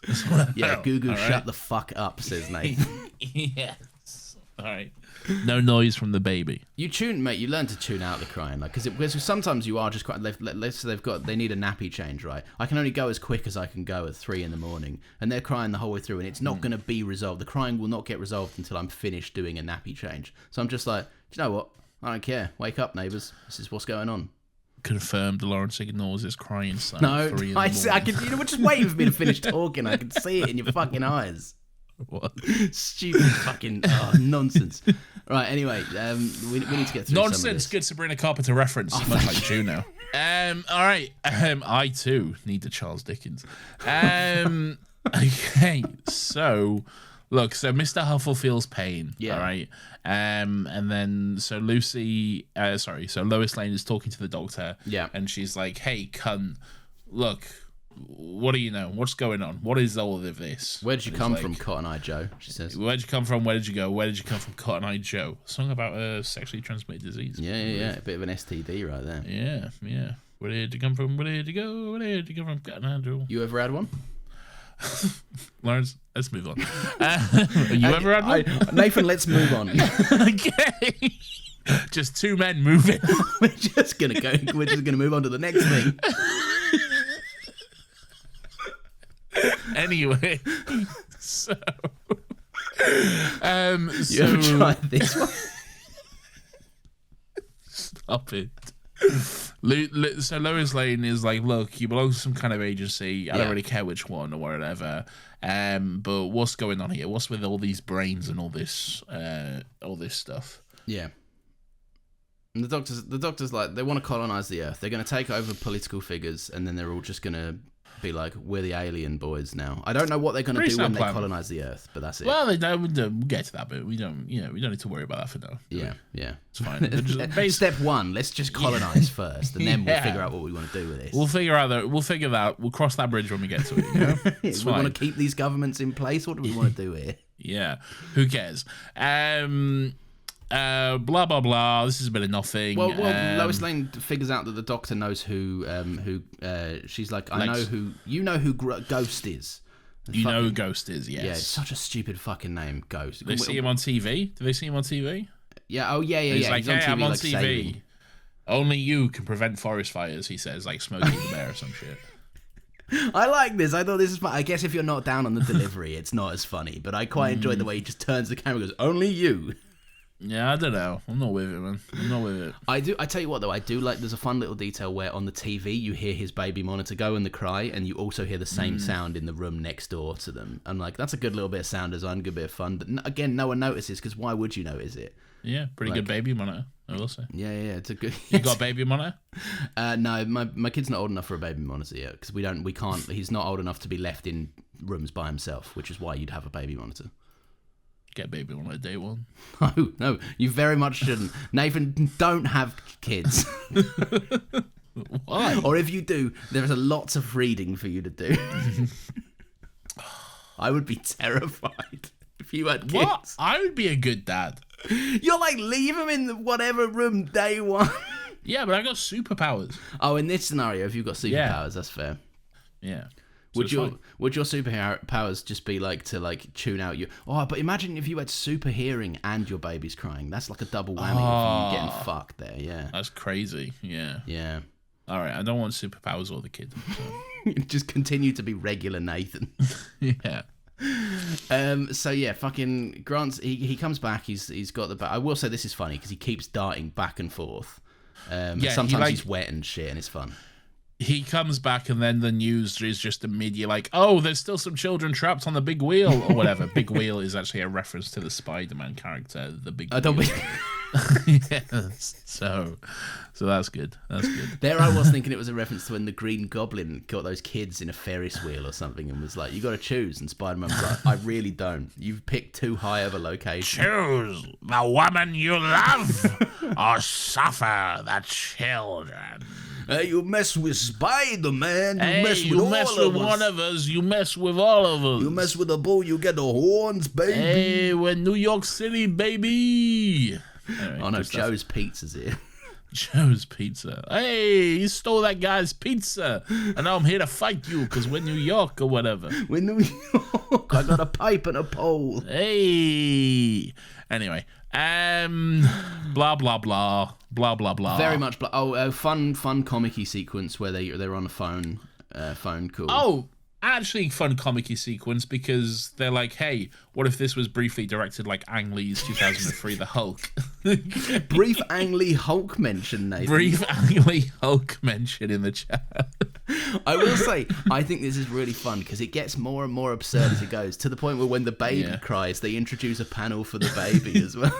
I like it. I do too. I like it in the Hulk, to be honest. I know it's stupid, but I like it. I like the comic book panels, you know. I do too. I think it looks fun. I'm like, man, this is a movie not afraid to be what it is. Yeah. Why not add a bit of visual flair like that? You know? Oh my god, they've added so many comic booky elements to this comic book movie. Yeah. No.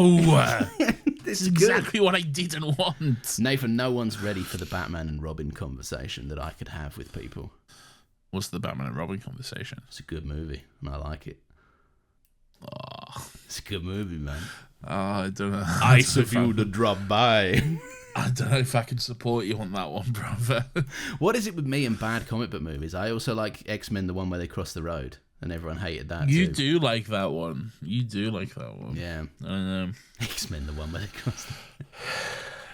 Yeah. Right, what's going on now? So fuck it. Oh yeah, Lucy's like, Grant, can you babysit tomorrow? Because I'm doing an interview with you, but you don't know that it's you know that it's you. Yeah. None of us know what's happening. We just had a phone call, all right, but we don't know it. Yeah. Anyway, this is all just classic hijinks and shenanigans and stuff, and they're like, yeah, we'll figure it out. Yeah, I can. I think they say at the same time, I'm on a date. I have a date. Yeah, they both say, and then they're both like, oh, a date. Yeah, and clearly they're both in love with each other, but they can't say it. Or whatever. Yeah, because Grant's like, you think that's a date? Maybe you only like the sexy superhero version of me that looks like a fucking dork. Yeah. And then Lois Lane's like, look, I want to fuck that superhero, yeah, right? But also, I maybe want to fuck you, but I kind of don't know that yet. But I realize it's a bit up in the air. But like, the baseline attraction's there. You got good jawlines. The attraction's there. And then when he said date, she was like, who is this bitch? All right, who's this bitch you're going on a date with? What if I kill her? Why is it not me? Yeah, I'll kill her. Anyway, there is a great little scene here, I will say, before we move on from this, where the doctor's 24 years have passed since Grant was a little boy. Yes, and he's gutted, and he's kind of like, you see him go like, of 24 years, of course. Yeah, it would be 24 years, wouldn't it? Yeah, Yes. which is like, it's so sad. Obviously, it reminds me of the time spent with River, but also the amount of time that he's been alone and just going about and not realizing he's been alone and going about. Yeah. I guess Nardo is a 24-year companion, so that's interesting as well. I think it's more just the fact that he spent 24 years with River. I don't think it's saying it's been 24 years since then. I think it's do you not? Okay. No, yeah, I think it's more explicitly just it was 24 years that he spent with River. Okay, all right. Oh, I mean, both make sense. But I'm down with yeah. that. That's quite cool. Yeah, we're not quite sure how long it's been since then. Yeah, maybe longer. Oh gosh, could be. Someone give my man 12 a hug. No. So yeah, I like that. It's a good little scene. It's a good moment that slows down this kind of wacky, hijinky episode to just give it a nice little character beat, which is a bit of Doctor Who fun. 100%. Yeah, the Doctor says time passes for everyone, even for me. So please, as much as possible for a human male, try not to be an idiot. Advice you have never taken. Hey, come on.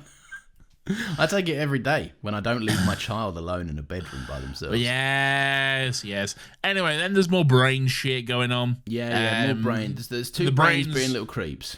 Yeah, there's two brains. They're like reviewing the security footage. They're like, hey, what if we stole this cunt's body? Wouldn't that be sick? And they're looking at like the Superman on the camera footage. Yeah, they're very good stuff where they're reviewing security footage from the previous night, and then they show us shots of the Doctor, which we assume is from the previous night. But then the Doctor just turns to the camera and goes, boom.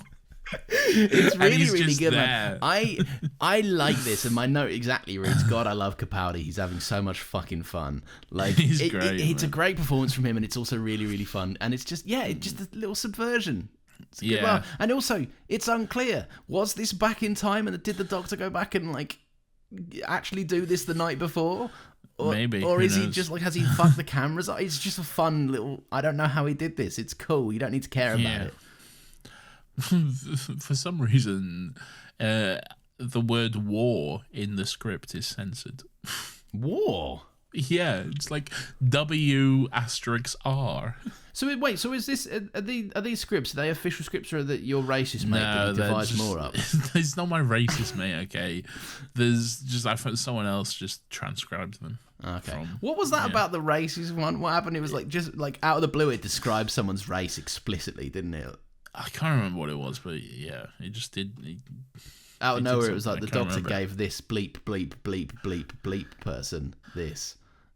I don't think it was that bad. It wasn't that bad, but it was weird. It was strange. It was strange to highlight that specifically when I don't think anyone else's race was highlighted. Yeah, the 12th Doctor, who is white, arrived. The 12th Doctor, a white man. It's never referenced at any other point, but yeah. Anywho, so yeah, the Doctor. This scene's really great. The Doctor's like, "Listen, mate, how about we have a little bit of mercy?" And then they're like, "No, thanks." And he's like, "No, I want a request, Chief. I was giving you an offer." Yeah, right. This is a great man. Aura from the Doctor. He's not declaring war. He's like, "I'm drawing a line in the sand or a line in the ground, and you better fucking back up from it, cunt." Aura, and we all know what aura is, so that's cool. That's good stuff. But would you not say that he's serving aura here? Did I use that right? Brother, why would you ask me that? Okay, the Doctor's serving cunt, Nathan, in this scene specifically. I don't think he's serving cunt. That'd be something entirely different. Serving cunt is when you're like dressed well, right? No, everyone's like, I haven't seen the trailer because I'm not watching any more trailers for it. But everyone is like, Galactus is not Galactus. Silver Surfer is serving cunt in the trailer for that movie. What's the name? I've forgotten. Fantastic Four. Yes, Fantastic Four. Yes, because apparently she's like, I herald Galactus or some shit, and she does it really cunty. Or whatever, so it's a cool trailer, and I have watched it, and also I would agree that she is serving cunt because it's the voice, the vocal effect on like I herald Galactus. It's really cool. It's a cool vibe. Now, I've heard the clip, and let me just tell you that sounded nothing like what you did, okay? No, she does exactly like that. She goes, I herald Galactus. I mean, what you did there was a darling. I herald Galactus! Okay. I'm gonna send you a meme after. Remind me to send you a meme after recording that you're gonna quite enjoy it. Fucking hell, I don't know if that blew worked. my ears out. Yeah, I don't know if that worked.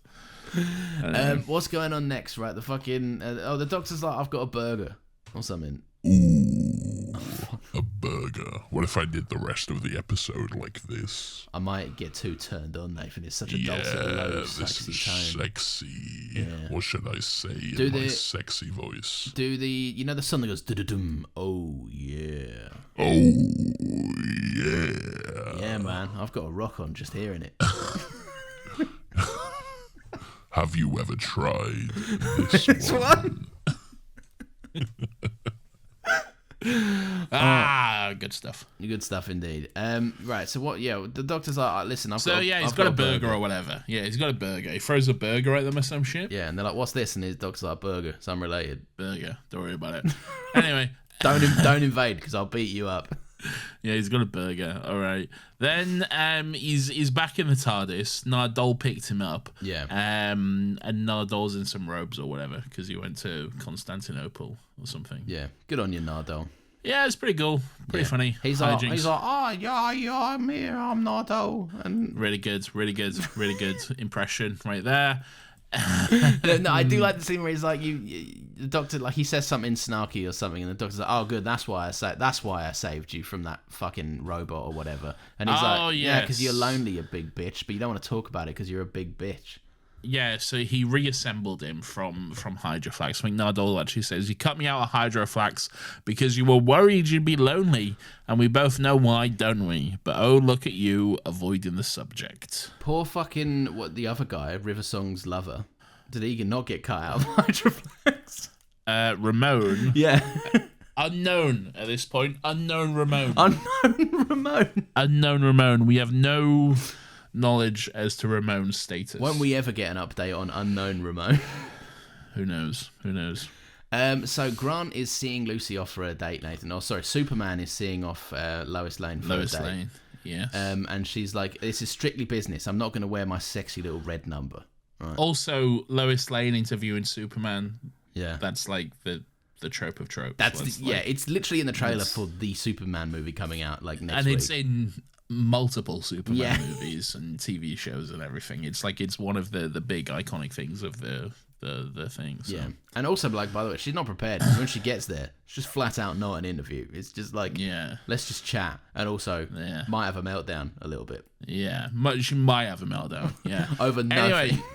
So Clark Parker is like, hey, you're going on your date. Why aren't you wearing your sexy red dress? And she's like, that's weird fuck from you. Cunt. Yeah, that's weird actually. Stay in your lane, bitch. All right. Anyway, let me go to the roof, and then suddenly she's in her sexy red date dress. Yeah, and I'm like, she fibbed. She is wearing a sexy red number. She wants to fuck Superman. She wants to fuck Superman, but she doesn't want someone Parker to know she's fucking Superman. Clark Parker. There's too many names. Or Peter Kent. Peter Kent. She's like, she obviously didn't want to hurt his feelings, but she's going out there to have sex with Superman. Yeah. And I guess not do her job. Good on her, actually. Yeah, good on her. I gotta get out there. It's hard for a single mum, you know? Gotta get out there. She has got to get out there, but like this is a defining career moment. You're saying she should put her career first, Lawrence? No, I'm saying you're saying this working mother, okay? I'm saying she set this meeting up under the guise of business, Nathan. It would be inappropriate to act unaccording to that. All right, that's what I'm saying. I say get that dick, girl. Sorry if I'm too woke. Sorry if I want the ladies to feel safe in the workplace, Nathan. Not me. Yeah, okay. I regret that. Let's move on. Instant regret. So this the rest of this episode's kind of bullshit, isn't it? Like, well, it's hijinks, isn't it? They have the date. They're like, hi, I'm Superman. I'm Lois Lane. Nice to meet you. We're doing good stuff. Then the date / interview / whatever is kind of nothing, really. It's weird and awkward Yes. And there was one moment that I thought was quite funny because Superman's like, Lois Lane, are you too cold? And she's like, no. And he's like, are you sure? And she's like, all right, I am a bit cold. And he goes, all right, what if I made this candle 1 inch taller? Would that warm you up? I think, didn't you light the candle? Wasn't that it? No, I think he was already lit, and then he like. Are you sure? I think he lit the candle. I think that was it. Well, either way, my point stands that lighting a candle is not going to warm someone up. No, it wasn't. And why is that one of his powers as well? Yeah. Why can he light a candle with a click of his fingers? It's seemingly a bottomless pit, his power. Like, well, he does explain it. He says, like, she asks him about his powers, and he says, basic flight, strength, or whatever. But, yeah. Anyway, whatever. Doctor and Ardol are in Japan. Yeah, they go to Tokyo, and I love the fact that it's clearly just the same set. Oh yeah, but they just like changed the backdrop of the city outside. So and they filled it with Japanese actors. And they filled it with Japanese extras. Yeah, that's good. That's good stuff. Anyway, fun little Pokemon reference. The Doctor says he flooded downstairs with Pokemon to get everyone out of there. Is that racist? Is that a little bit racist? Look, Pokemon Go was big in 2016. The mania was madness. Like, the world was going crazy for 2 weeks anyway. Okay? Yes, yeah. The world was going crazy for Pokemon Go. All right. Yeah. Yeah, I'm not quite sure. There's an element of it that you could see it as racist, but I don't think it was intended as racist. No, but it can be read that way a little bit. If it was anywhere other than specifically Japan. I think that's the thing. If you take it out of the context of 2016 and Pokemon Go being fucking huge that year, then you can see reads a little bit wrong. Yes, because you could replace that with any like stereotype and it would work. I landed in this place and I filled it with this thing that is a stereotype for these people. They landed in Rome and they flooded downstairs with a bunch of pasta. Yeah, exactly. Yeah. That would be fucking hilarious. They should have done that. They should have done that. I don't know how I did it. I just summoned loads of pasta. And just played the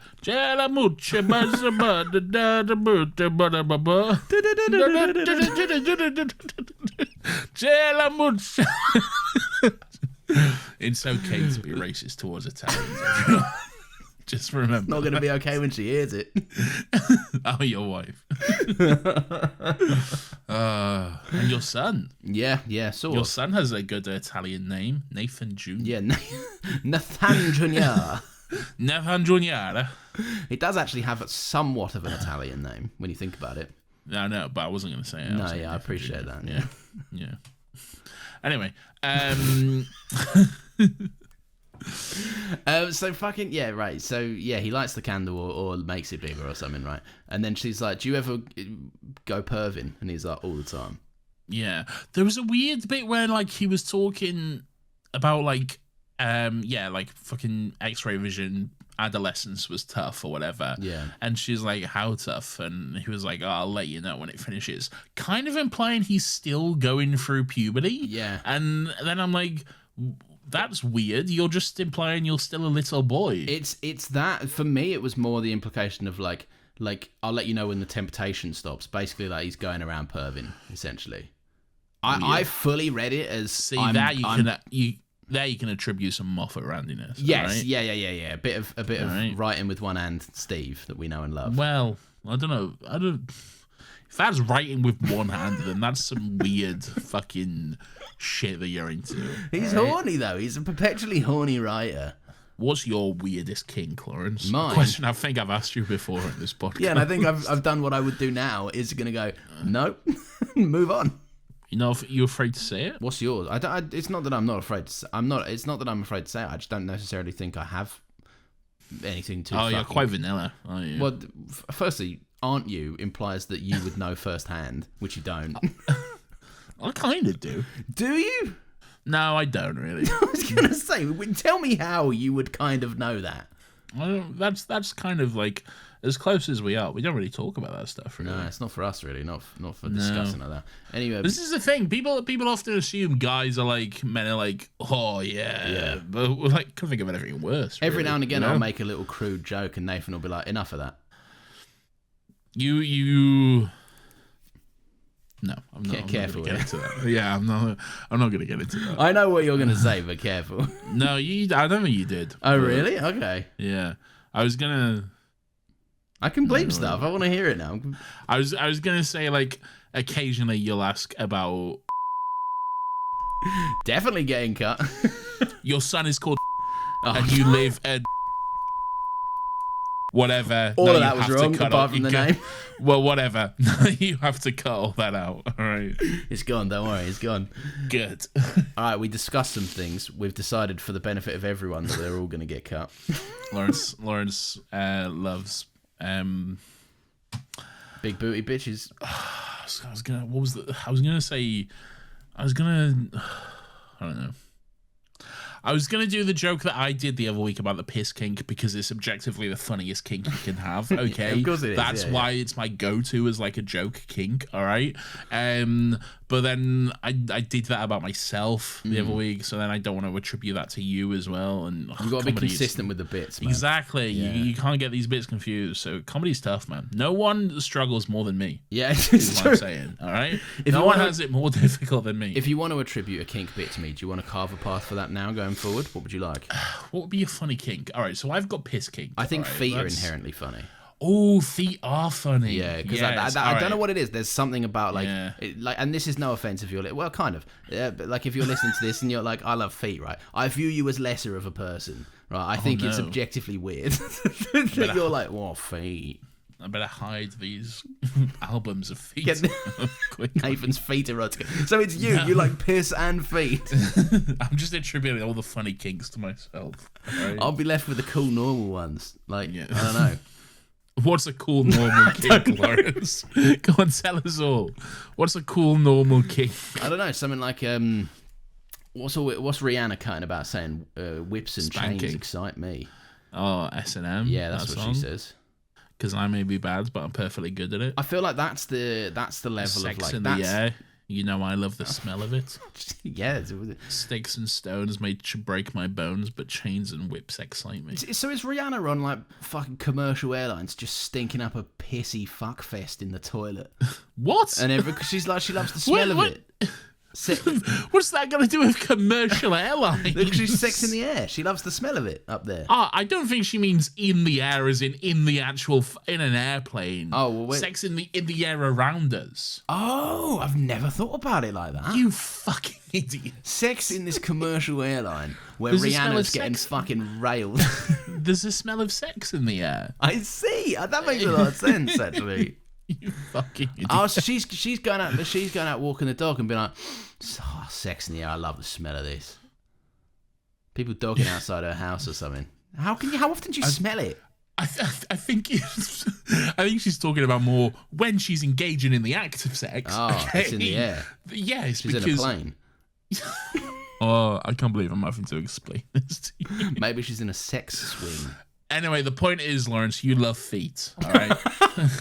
You love feet. Okay? Well, as true as that might be, Nathan, we have to move on now to Doctor Who. All right, great. And I love piss, all right? Piss and feet. They're cool. I love piss and Lawrence loves feet, all right? Those are our kinks. Yeah. Right? If you want to make up freestyle rap names for us, we wouldn't mind. Yeah. What are your kinks? Let us know. Post them in the Discord. No, don't do that. Don't do that again. Don't do that. You'll get banned. And again, Nathan will forget he made this joke. And I will. And there'll be no context and no one will come to save you. You can email us. Email us your kinks. Don't do that. I'm not reading them. I will. Nathan will read them. Oh boy, he'll read them. I'll read them. He says he loves the smell of it. It's in the air. In that plane. It's in the emails. It's in the emails. Sex in the emails. You know what? I love the smell of it. I can't believe I had to explain that to you. You fucking Well, idiot. I never thought about it. I always thought it was sex in the air. Well, we heard that, didn't we? We were all there for that we just went through that. Anyway, all right, blah, blah, blah. There's a date. There's hijinks. Lois Lane realizes she loves Grant. At one moment, like, she gets really defensive of Grant, even though the ghost says, like, literally nothing about him. It's so weird, yeah. Yeah. I think he just men says, can't be nannies, can they not? Oh. Yeah, I think he just says, oh, so you have a baby? And she's like, I have a nanny. And he's a man, actually. And that's okay. Yes, all right. It's okay that he's a man and it's a nanny. It's like, fuck it, I didn't say anything, first of all. You really do see him kind of be like, what? Where's that I come think from? you have a problem with this. It sounds like your issue with it, to be real. It is funny. It is very, very funny. Because it's like, she's like, blokes like you would just typically scoff at that, and he's like, I didn't move my face. Not once, not an inch was this brow furrowed, Nathan, you could say. Yeah, that's true. Anyway, then he's going to take off his mask, but then she's like, oh, Grant's never lied to me, and if he did lie, I'll fucking kick him in the balls or whatever. I fucking cracked up at this. This is such a good little visual gag. I really enjoyed it. Because it's so... He takes the mask off, and several points... This is another superhero classic thing of like, if you just look at this, and the identity reveal thing. Yeah. And she finally talks herself round to the point of being like, Grant would never lie to me. Grant is the best man in existence. Lying is bad. And then it just cuts to him with his mask firmly back on. He goes, that's very commendable. really it was cracked quite me up. funny, to be honest. Do you know what the best superhero reveal moment is? Go on. The best movie, I'm a superhero, I've revealed myself to you moment? What? Amazing Spider-Man, web shoe, pull, kiss. That's a phenomenal moment. Yeah. Good moment. And she's like, my dad's going to arrest you. And he's like, not if I jump out the window, bitch. And then he's like, let's go have sex in your room. Let's go have sex. While your mum cooks that crusty fish that no one's eating. Yeah. No one's having that ugly fish, right? Peter, where's your suit? Never mind your suit, bitch. Where's the dinner? I'm not eating that shit. Where's that fish? Branzino? Yeah, man. That could be a really nice dinner, but it looked like arse in that movie. If I get served a plate with just a single dead fish on it, I'm like, you can fuck right off. I'd hit it with a web shooter and throw it at the wall. Mrs. Stacy, as much as I respect your game, okay, I'm gonna have to decline this meal this evening. Do you ever watch that movie and think that 2/3 of that dinner table were dead in the next movie? 2/3 of okay. Captain Stacy and Gwen Stacy. Yeah, I didn't until just now. Yeah, so. Sad, man. L for that Mrs. Stacy raising those two little posh schoolboys. 37 of New York's finest versus one guy in a unitard. Do I want to rewatch Amazing Spider-Man? That's a goated movie, I think. Good movie, man. Underrated, I think. I think so too. And I tell you what I was doing back when I had hair, back when I was a skinny man. Right. And there's all those New Yorkers. Yeah. They're all like, they are all there. We've got cranes. We got cranes. Hey, I know a bunch of buddies. We gotta get Spider-Man downtown. Hey, do you know what this movie did for me? Get on the phone to Johnny downtown. This movie made me buy a blue hoodie and have it perpetually halfway up my hair. You did used to wear your hoodies like that. Yeah. And you used to have big hair as well. I used to have big hair. You used to have big Andrew Garfield hair. You've gone from big hair to no hair. To no hair. It's a massive L for me. Yeah. We all used to call you Jimmy Neutron. Did you call me? I didn't know about this. So is it? I guess maybe behind your back. Then. Who was calling me this? You called you Jimmy Neutron. You knew about this. They only call me Jimmy Neutron because I'm firing your mum's neurons up. Is that something sex? The best part about a joke is the confidence of knowing it's right. Is that something Jimmy says?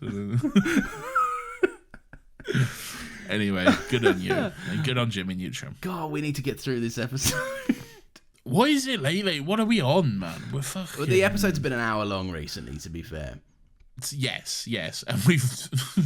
I don't know. We've got this. We've doubled the length, which I think is crazy. These late recordings, all right? These late recordings give us the sillies, you know? They do give us the sillies, yeah, because we look at the time and we go like, I'm not getting to sleep anytime soon. We may as well have a little laugh. It's fucking midnight. I gotta be up for work in the morning, man. For fuck's sake.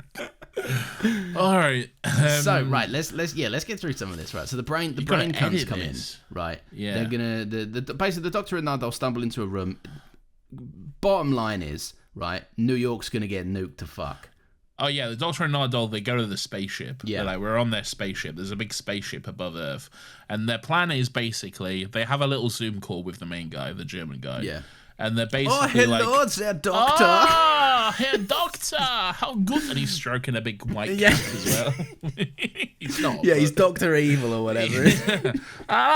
Sir Doctor. Oh, Herr Doctor, hello. And you's Matt Lucas here. I was going to say, I was going to correct you and go David Williams, but that's No, it's not true. No.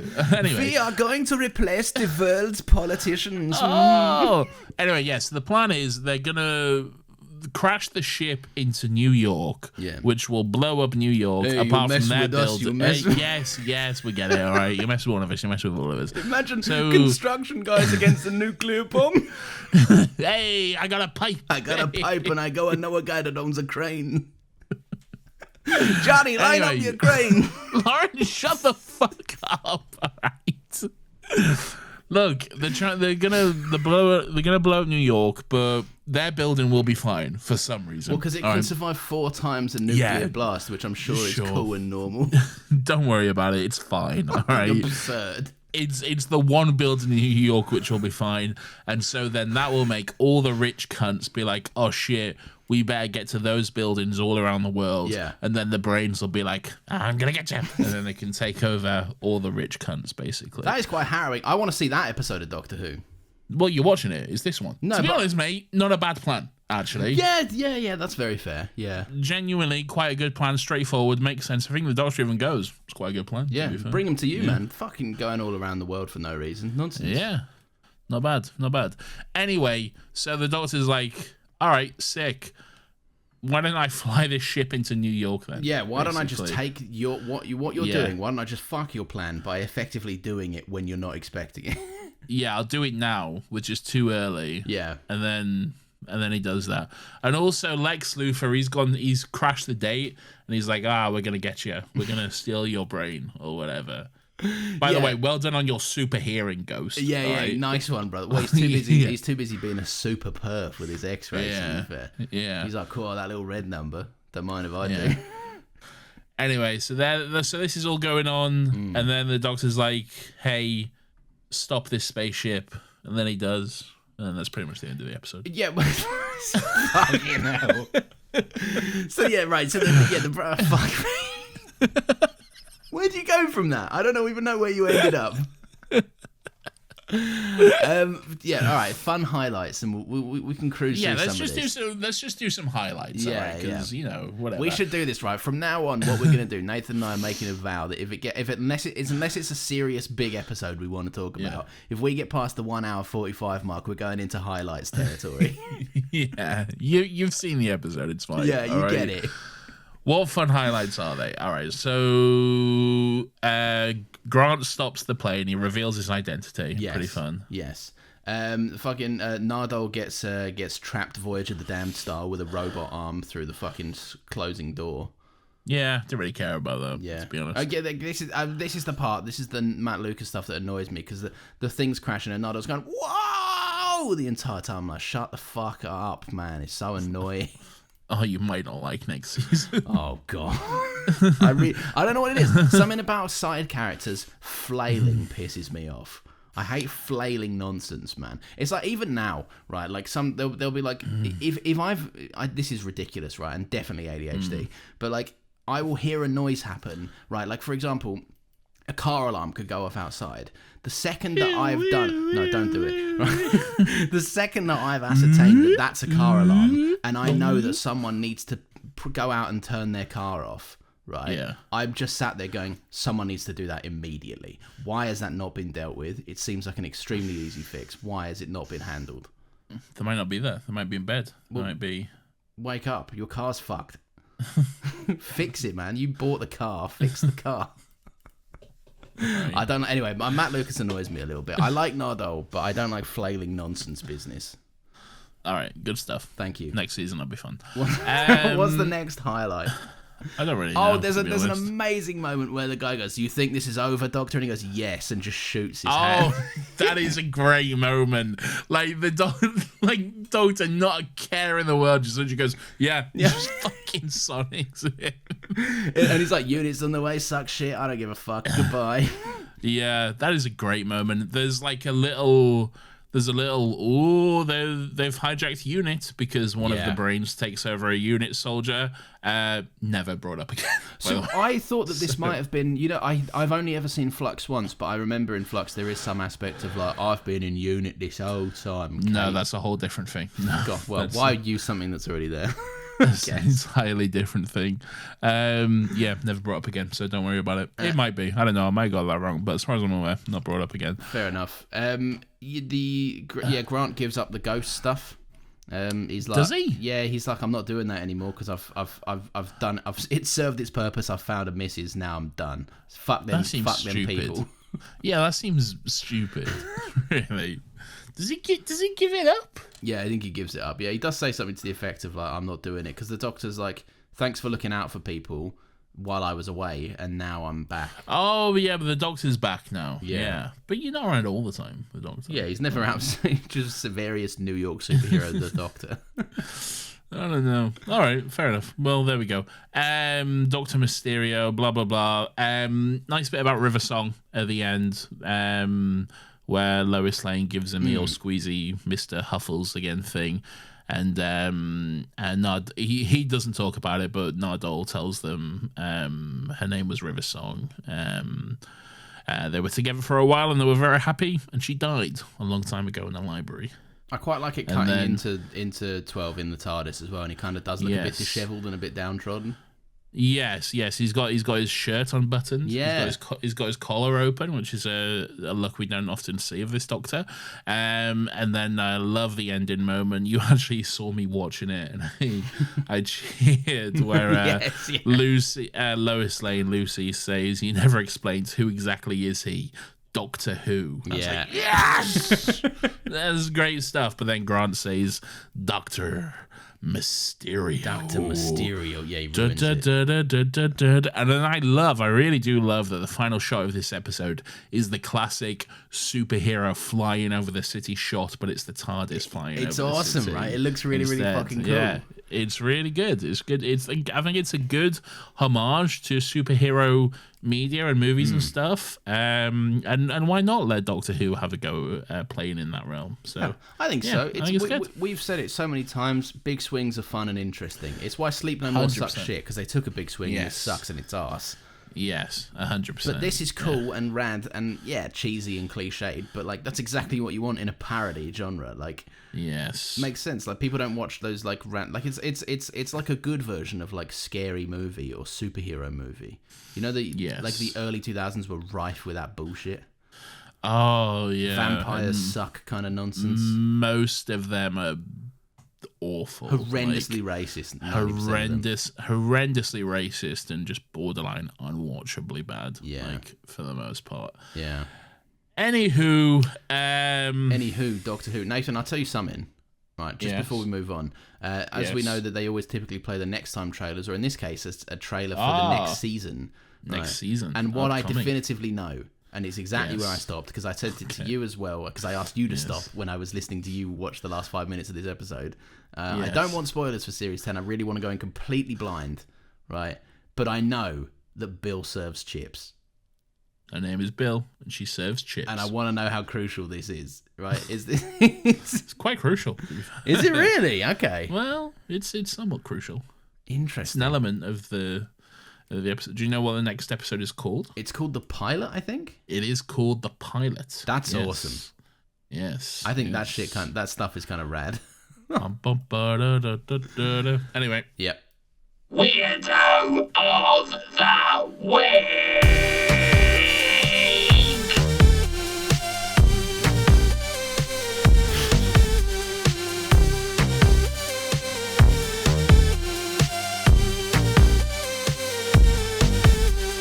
Weirdo. This is everyone's favorite section of the show where we get to take a chance and look back some of the weird and wonderful and grubby little characters who come across our screens each and every single week.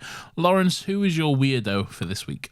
So one of the alien brain people that's controlling one of the humans. There's one specifically. It's the guy that is like starts off being a nice guy and then gets taken over. I don't know who that is. It's the guy, the main guy that's like, my benefactors are dead, ha ha ha. And then Lex Luthor? Yeah, Lex Luthor, yeah. All right, sick. So he's my weirdo purely because he keeps pulling a regular human gun out of his head flap. Oh, he does keep doing that, yeah. And I just think, like, he's got pockets, and presumably they control these bodies for, like, their functionality purposes, because otherwise they are just brains. right? Yeah. So I just think that it's a bizarre choice to keep storing your gun in your head. It's very strange. It's a bizarre thing. And the thing that I kept thinking of was, what if you're in a scenario where you needed this gun but didn't want to reveal your fucked head? Like, you're screwed. Well. You're completely fucked. Yeah, I guess. So yeah. But what scenario would you need a gun where you couldn't reveal your fucked head though? If you're getting a gun, then like no witnesses. Like you could open your head and then be like, no one's gonna believe you because you're gonna be dead. I guess. Yeah. I don't know. Still fucked. Anyway. Yeah, who's yours? Anyway, yeah, sick. Mine is pretty shit, to be honest. But mine is whoever that unit guy was. I guess it's kind of Stephen Moffat as well, though. But it's basically the unit guy for referencing Osgood, but then not showing my goat, Osgood. Yeah, okay, yeah. Also, it's like a bit bizarre. It's like, we'll put in a phone call to Osgood. Why? Why Osgood? She's the science advisor for unit. Yeah, but is there much science to do? It's just a cunt's hollowed out head. Well, it's pretty sciencey. I imagine you need some degree of science to look into that. Yeah. Not me, I boss it. What kind of analysis are you doing without science? I've got a BTEC science, and I reckon I could give it a good go. Okay. Yeah, all right. But you're still using science, though. Oh, yeah. I'd probably have a better time if I was Osgood, wouldn't I? Yeah. Anyway, there we go. That's fair enough. Nathan, I don't know if you know this, right? Nope. But it's actually time for the audience to have their say, right? What? You can message us on Discord, you can send us an email or a voice note, Yes. which we're going to try out today, and you can let us know what you think of the episode. Nathan, who has called in to the beautiful show this week? Are we doing that first? Yeah, why not? Fuck it. So, this is from one Hugo Kessler. Hugo Weaving? No, Hugo Kessler. Oh, okay. Hello, this is Hugo, and I am coming to you from a secret office in Sunnyvale, California. We know. Actually, I'm not. I'm coming to you outside in New York City after running. And I'm New shirtless. York. Fun fact. Ooh. Unnecessary detail. Sexy. So my thoughts on Dr. Mysterio. I was disappointed by this when it first aired. I think because it had been a whole year since the last Doctor Who episode, and I was kind of expecting more. But I've grown to really, really love this one. It's really just sweet and fun. It's really not like a Doctor Who does superhero Marvel version. It's very, very different than that. It's very sweet. And Mr. Huffle is my king, and I want to marry him. He delivers laughs and, weirdly, pathos. So, good on Mr. Huffle. There we go. Thank you, Hugo. Thank you very Hugo. much. Yeah, I agree. Honestly, I think much the same as what I was saying. Like, I've turned around on the episode. I think it is a good story and a good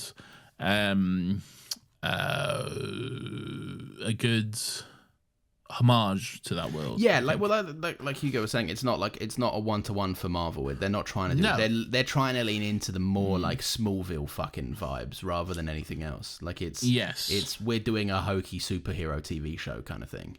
You don't know Smallville. I've seen Smallville. You haven't seen Smallville. I've seen bits of Smallville, not all of it. You haven't seen Smallville. I've seen Smallville. Name one Smallville. Smallville. Oh, fuck, he's got me. It's nice hearing people's voices.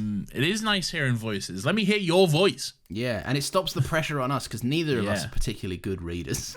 Yes, Lawrence especially. Hey. No, you wouldn't know that because I cut around mine. Yeah, it's true. He really does. I have to suffer through it live, everyone.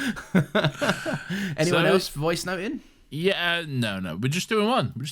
Oh, is it just one every week? Yeah, Okay. and it's lucky because we only got one. So,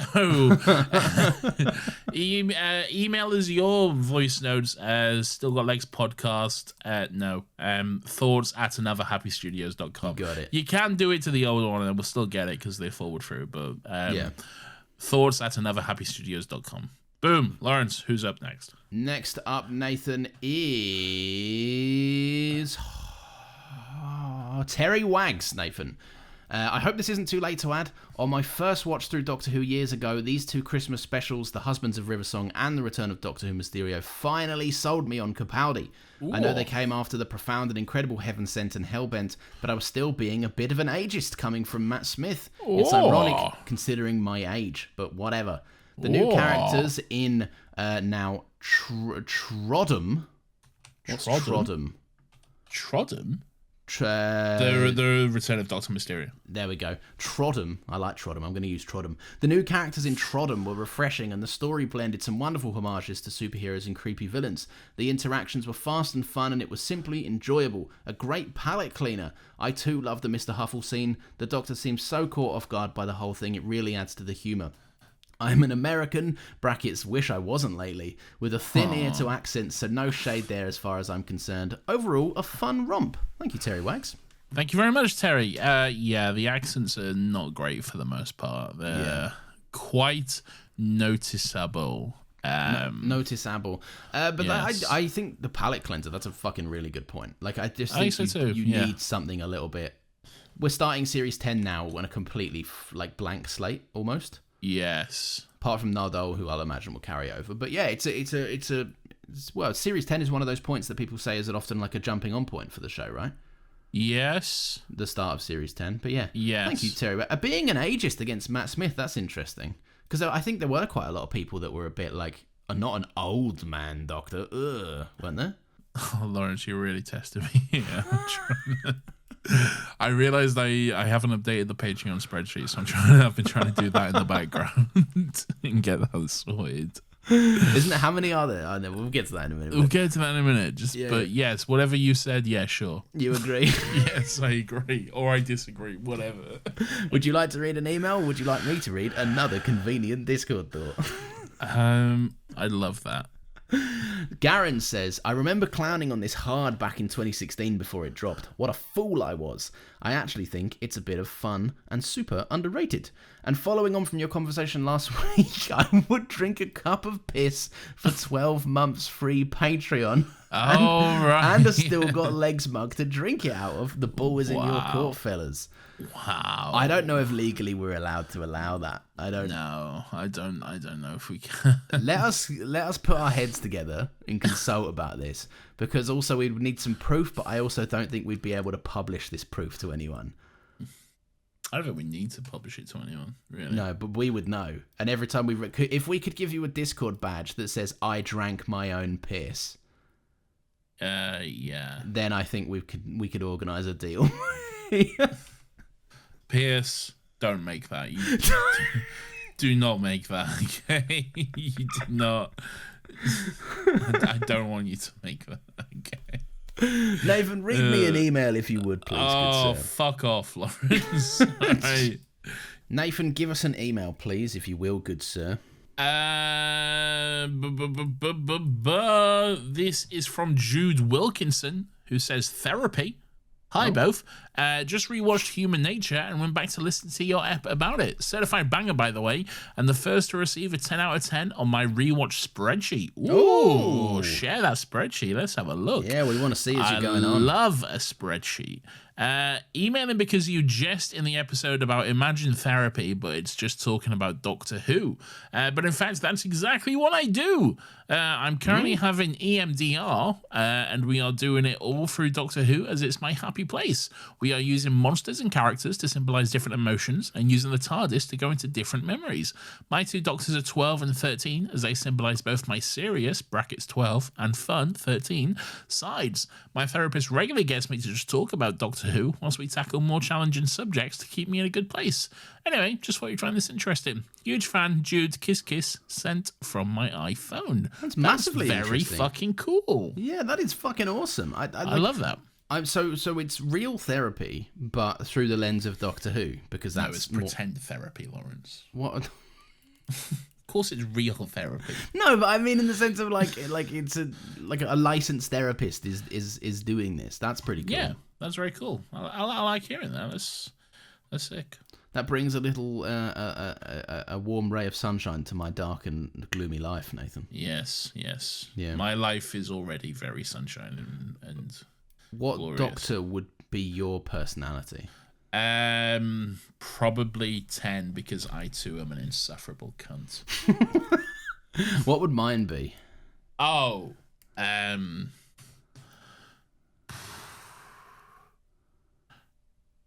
you wouldn't. I wouldn't. Yeah, you just wouldn't be the doctor. Okay. Yeah, you'd be some lowly Gallifrey. I'd be Rassilon, You'd be Rassilon. just screaming at people. Just some rat bitch.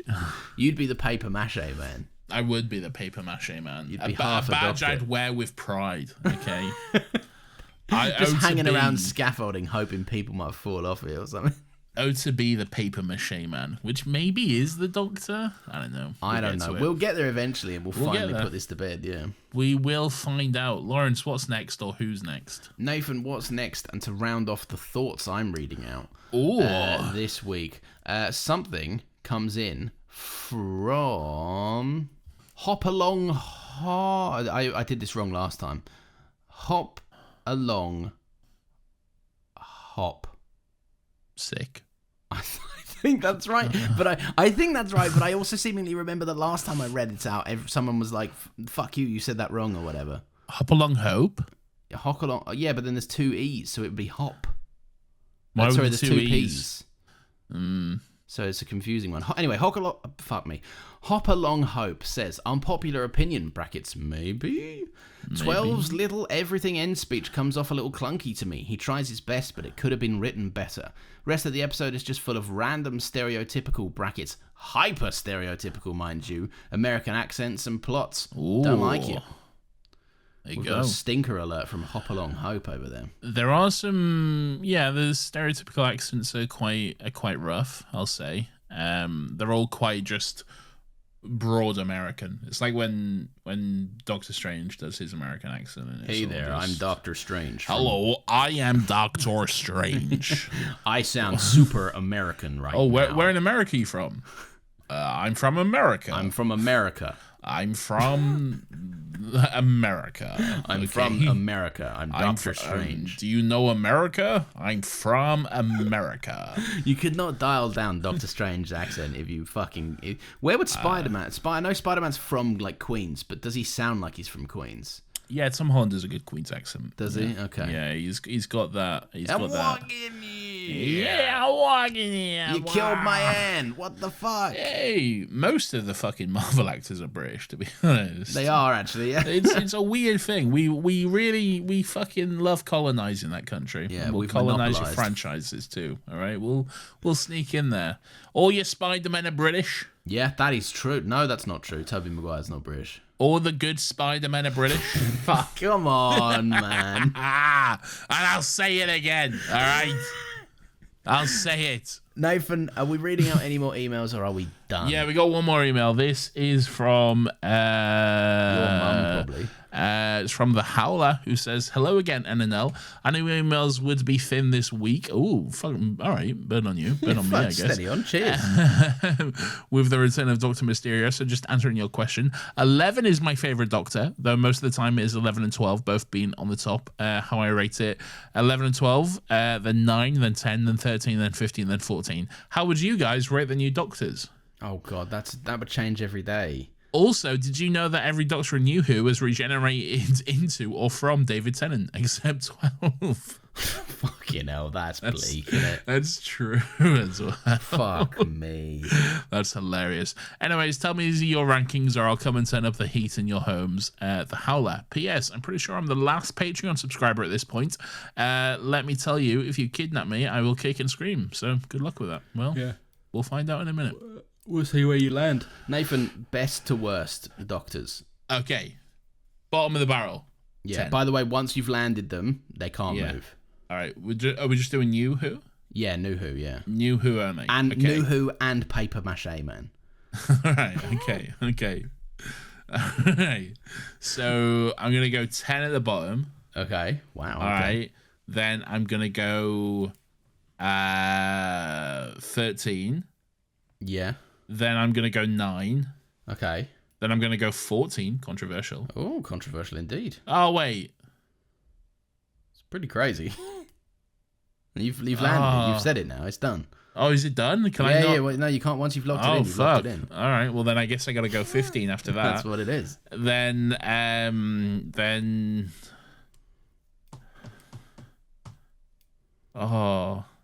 want to do what the Howler did and put 11 and 12 on an equal footing because I don't know if I can say purely 11 is my favorite now just because I really do love 12. You get one stipulation.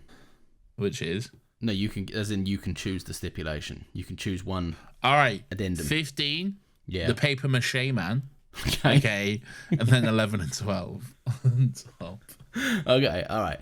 I'm taking. I'm gonna go 14. Okay, at the bottom. It's just fucking. Well, Sorry. You got to cut Yeah. that. You got to bleep that. You got to bleep that. All right, fine. No takes, no hot takes, just No pure free content. placements. Yeah. Right. So 14. Then we're gonna go 13.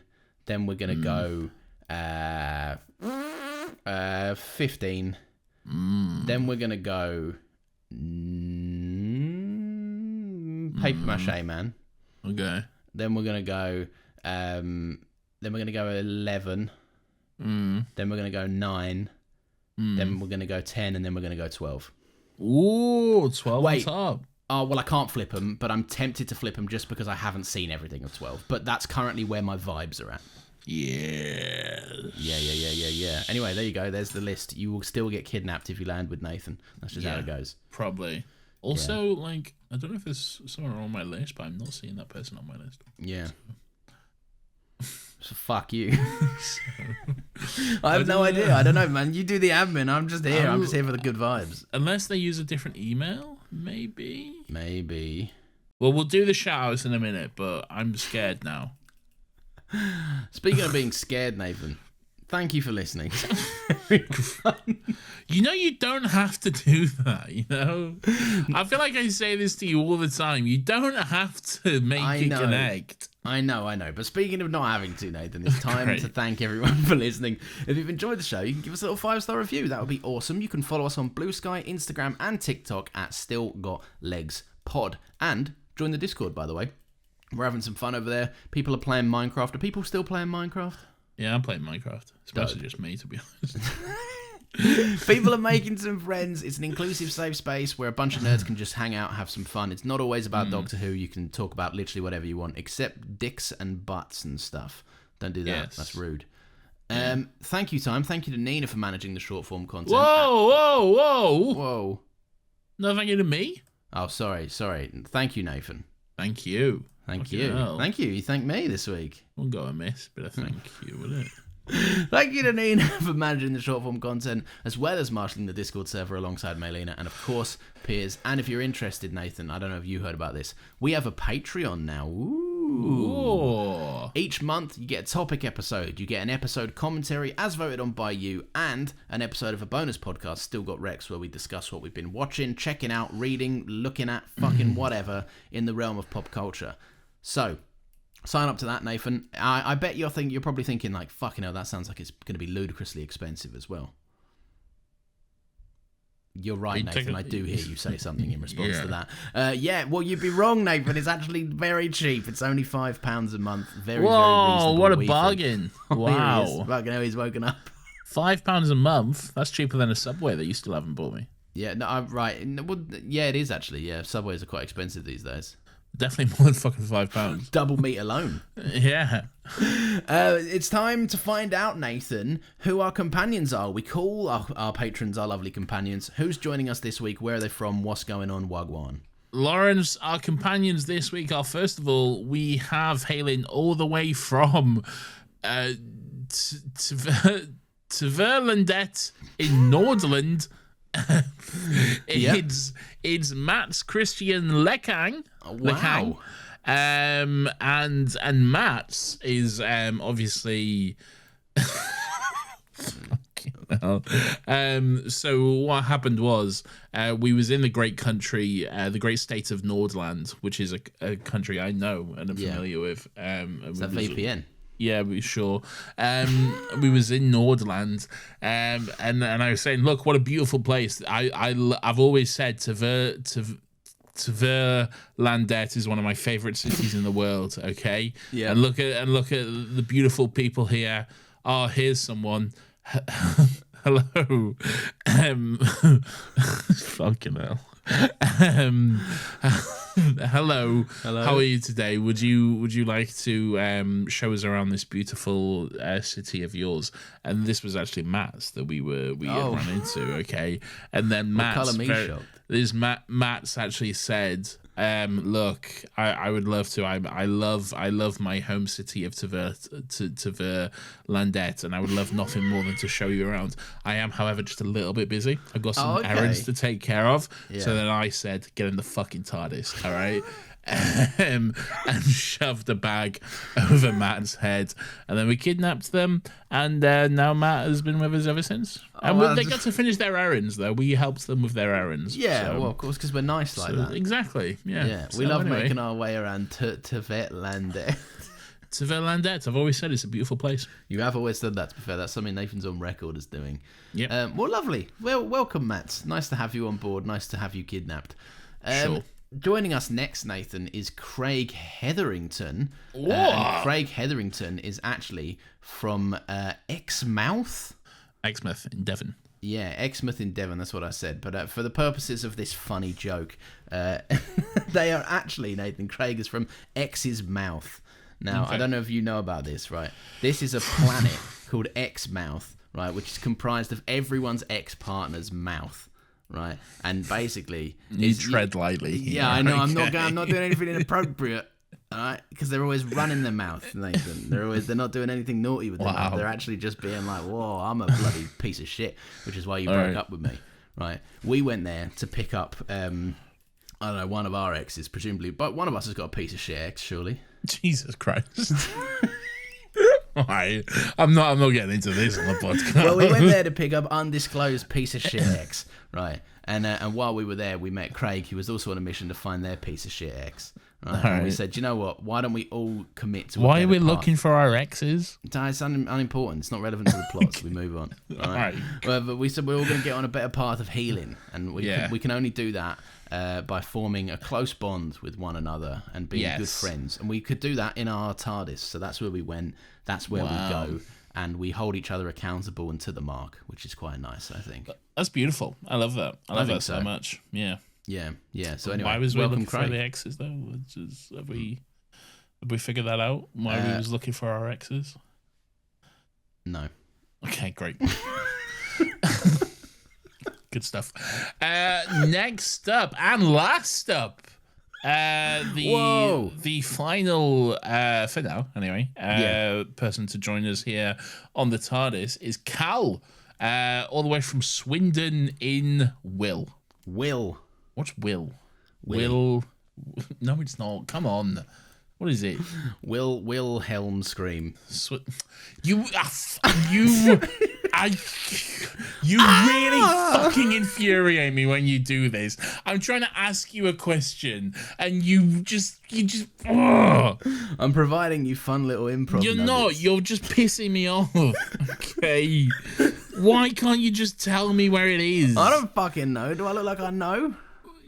You don't know anything. It's in Wiltshire. That's what Wiltshire. I said. Fuck off, Lawrence. Genuinely angry.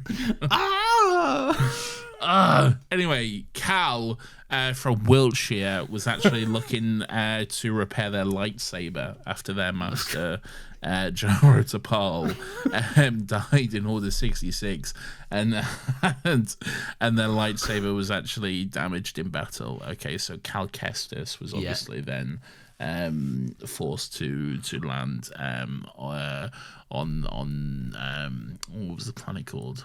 Brasso? Not Brasso. He was from Andor. He was from Andor. He was a man that got shot. It was something with a B. I can't remember it. But anyway, he landed Bradford. There. He landed on the planet Bradford. Why I lads? What?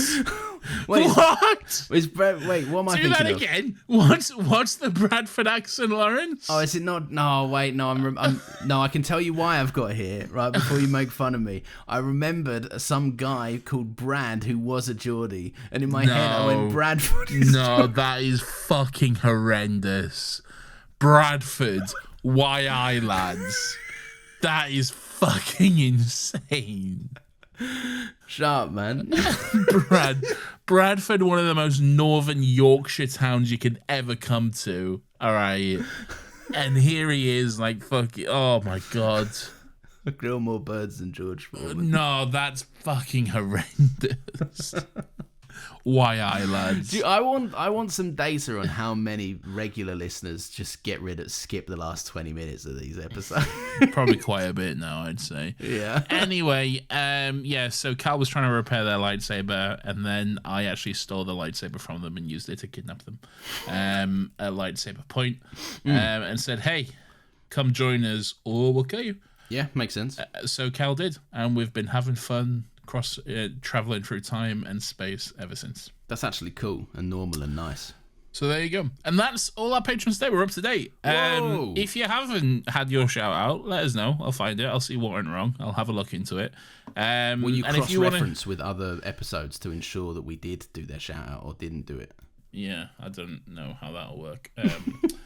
That'll take quite a bit of doing, but Yeah, we'll quite a lot of effort, to be honest. So don't lie. No one flood Nathan's inbox with false claims. Yeah, that's what I'm please don't. saying. So let us know, and if you want your shout out, join the Patreon. Yeah, that's the way to Join get us. it. Yes. They're clearly highly coveted and very well thought out. Can you tell? Well, how many we got in here? What do we got? We got 98 paid members. That is. Oh, 98 Yeah. paid members. 98 paid members and 17 free members. You don't get a shout out if you're a free member. Yeah, okay? get fucked, man. You know what you're doing. You dirty freeloader. Get out of here. You gotta pay.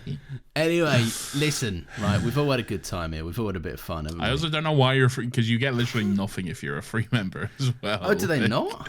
Literally nothing, no. Well, they just sign up and don't do anything. Yeah, I guess, yeah. Weird.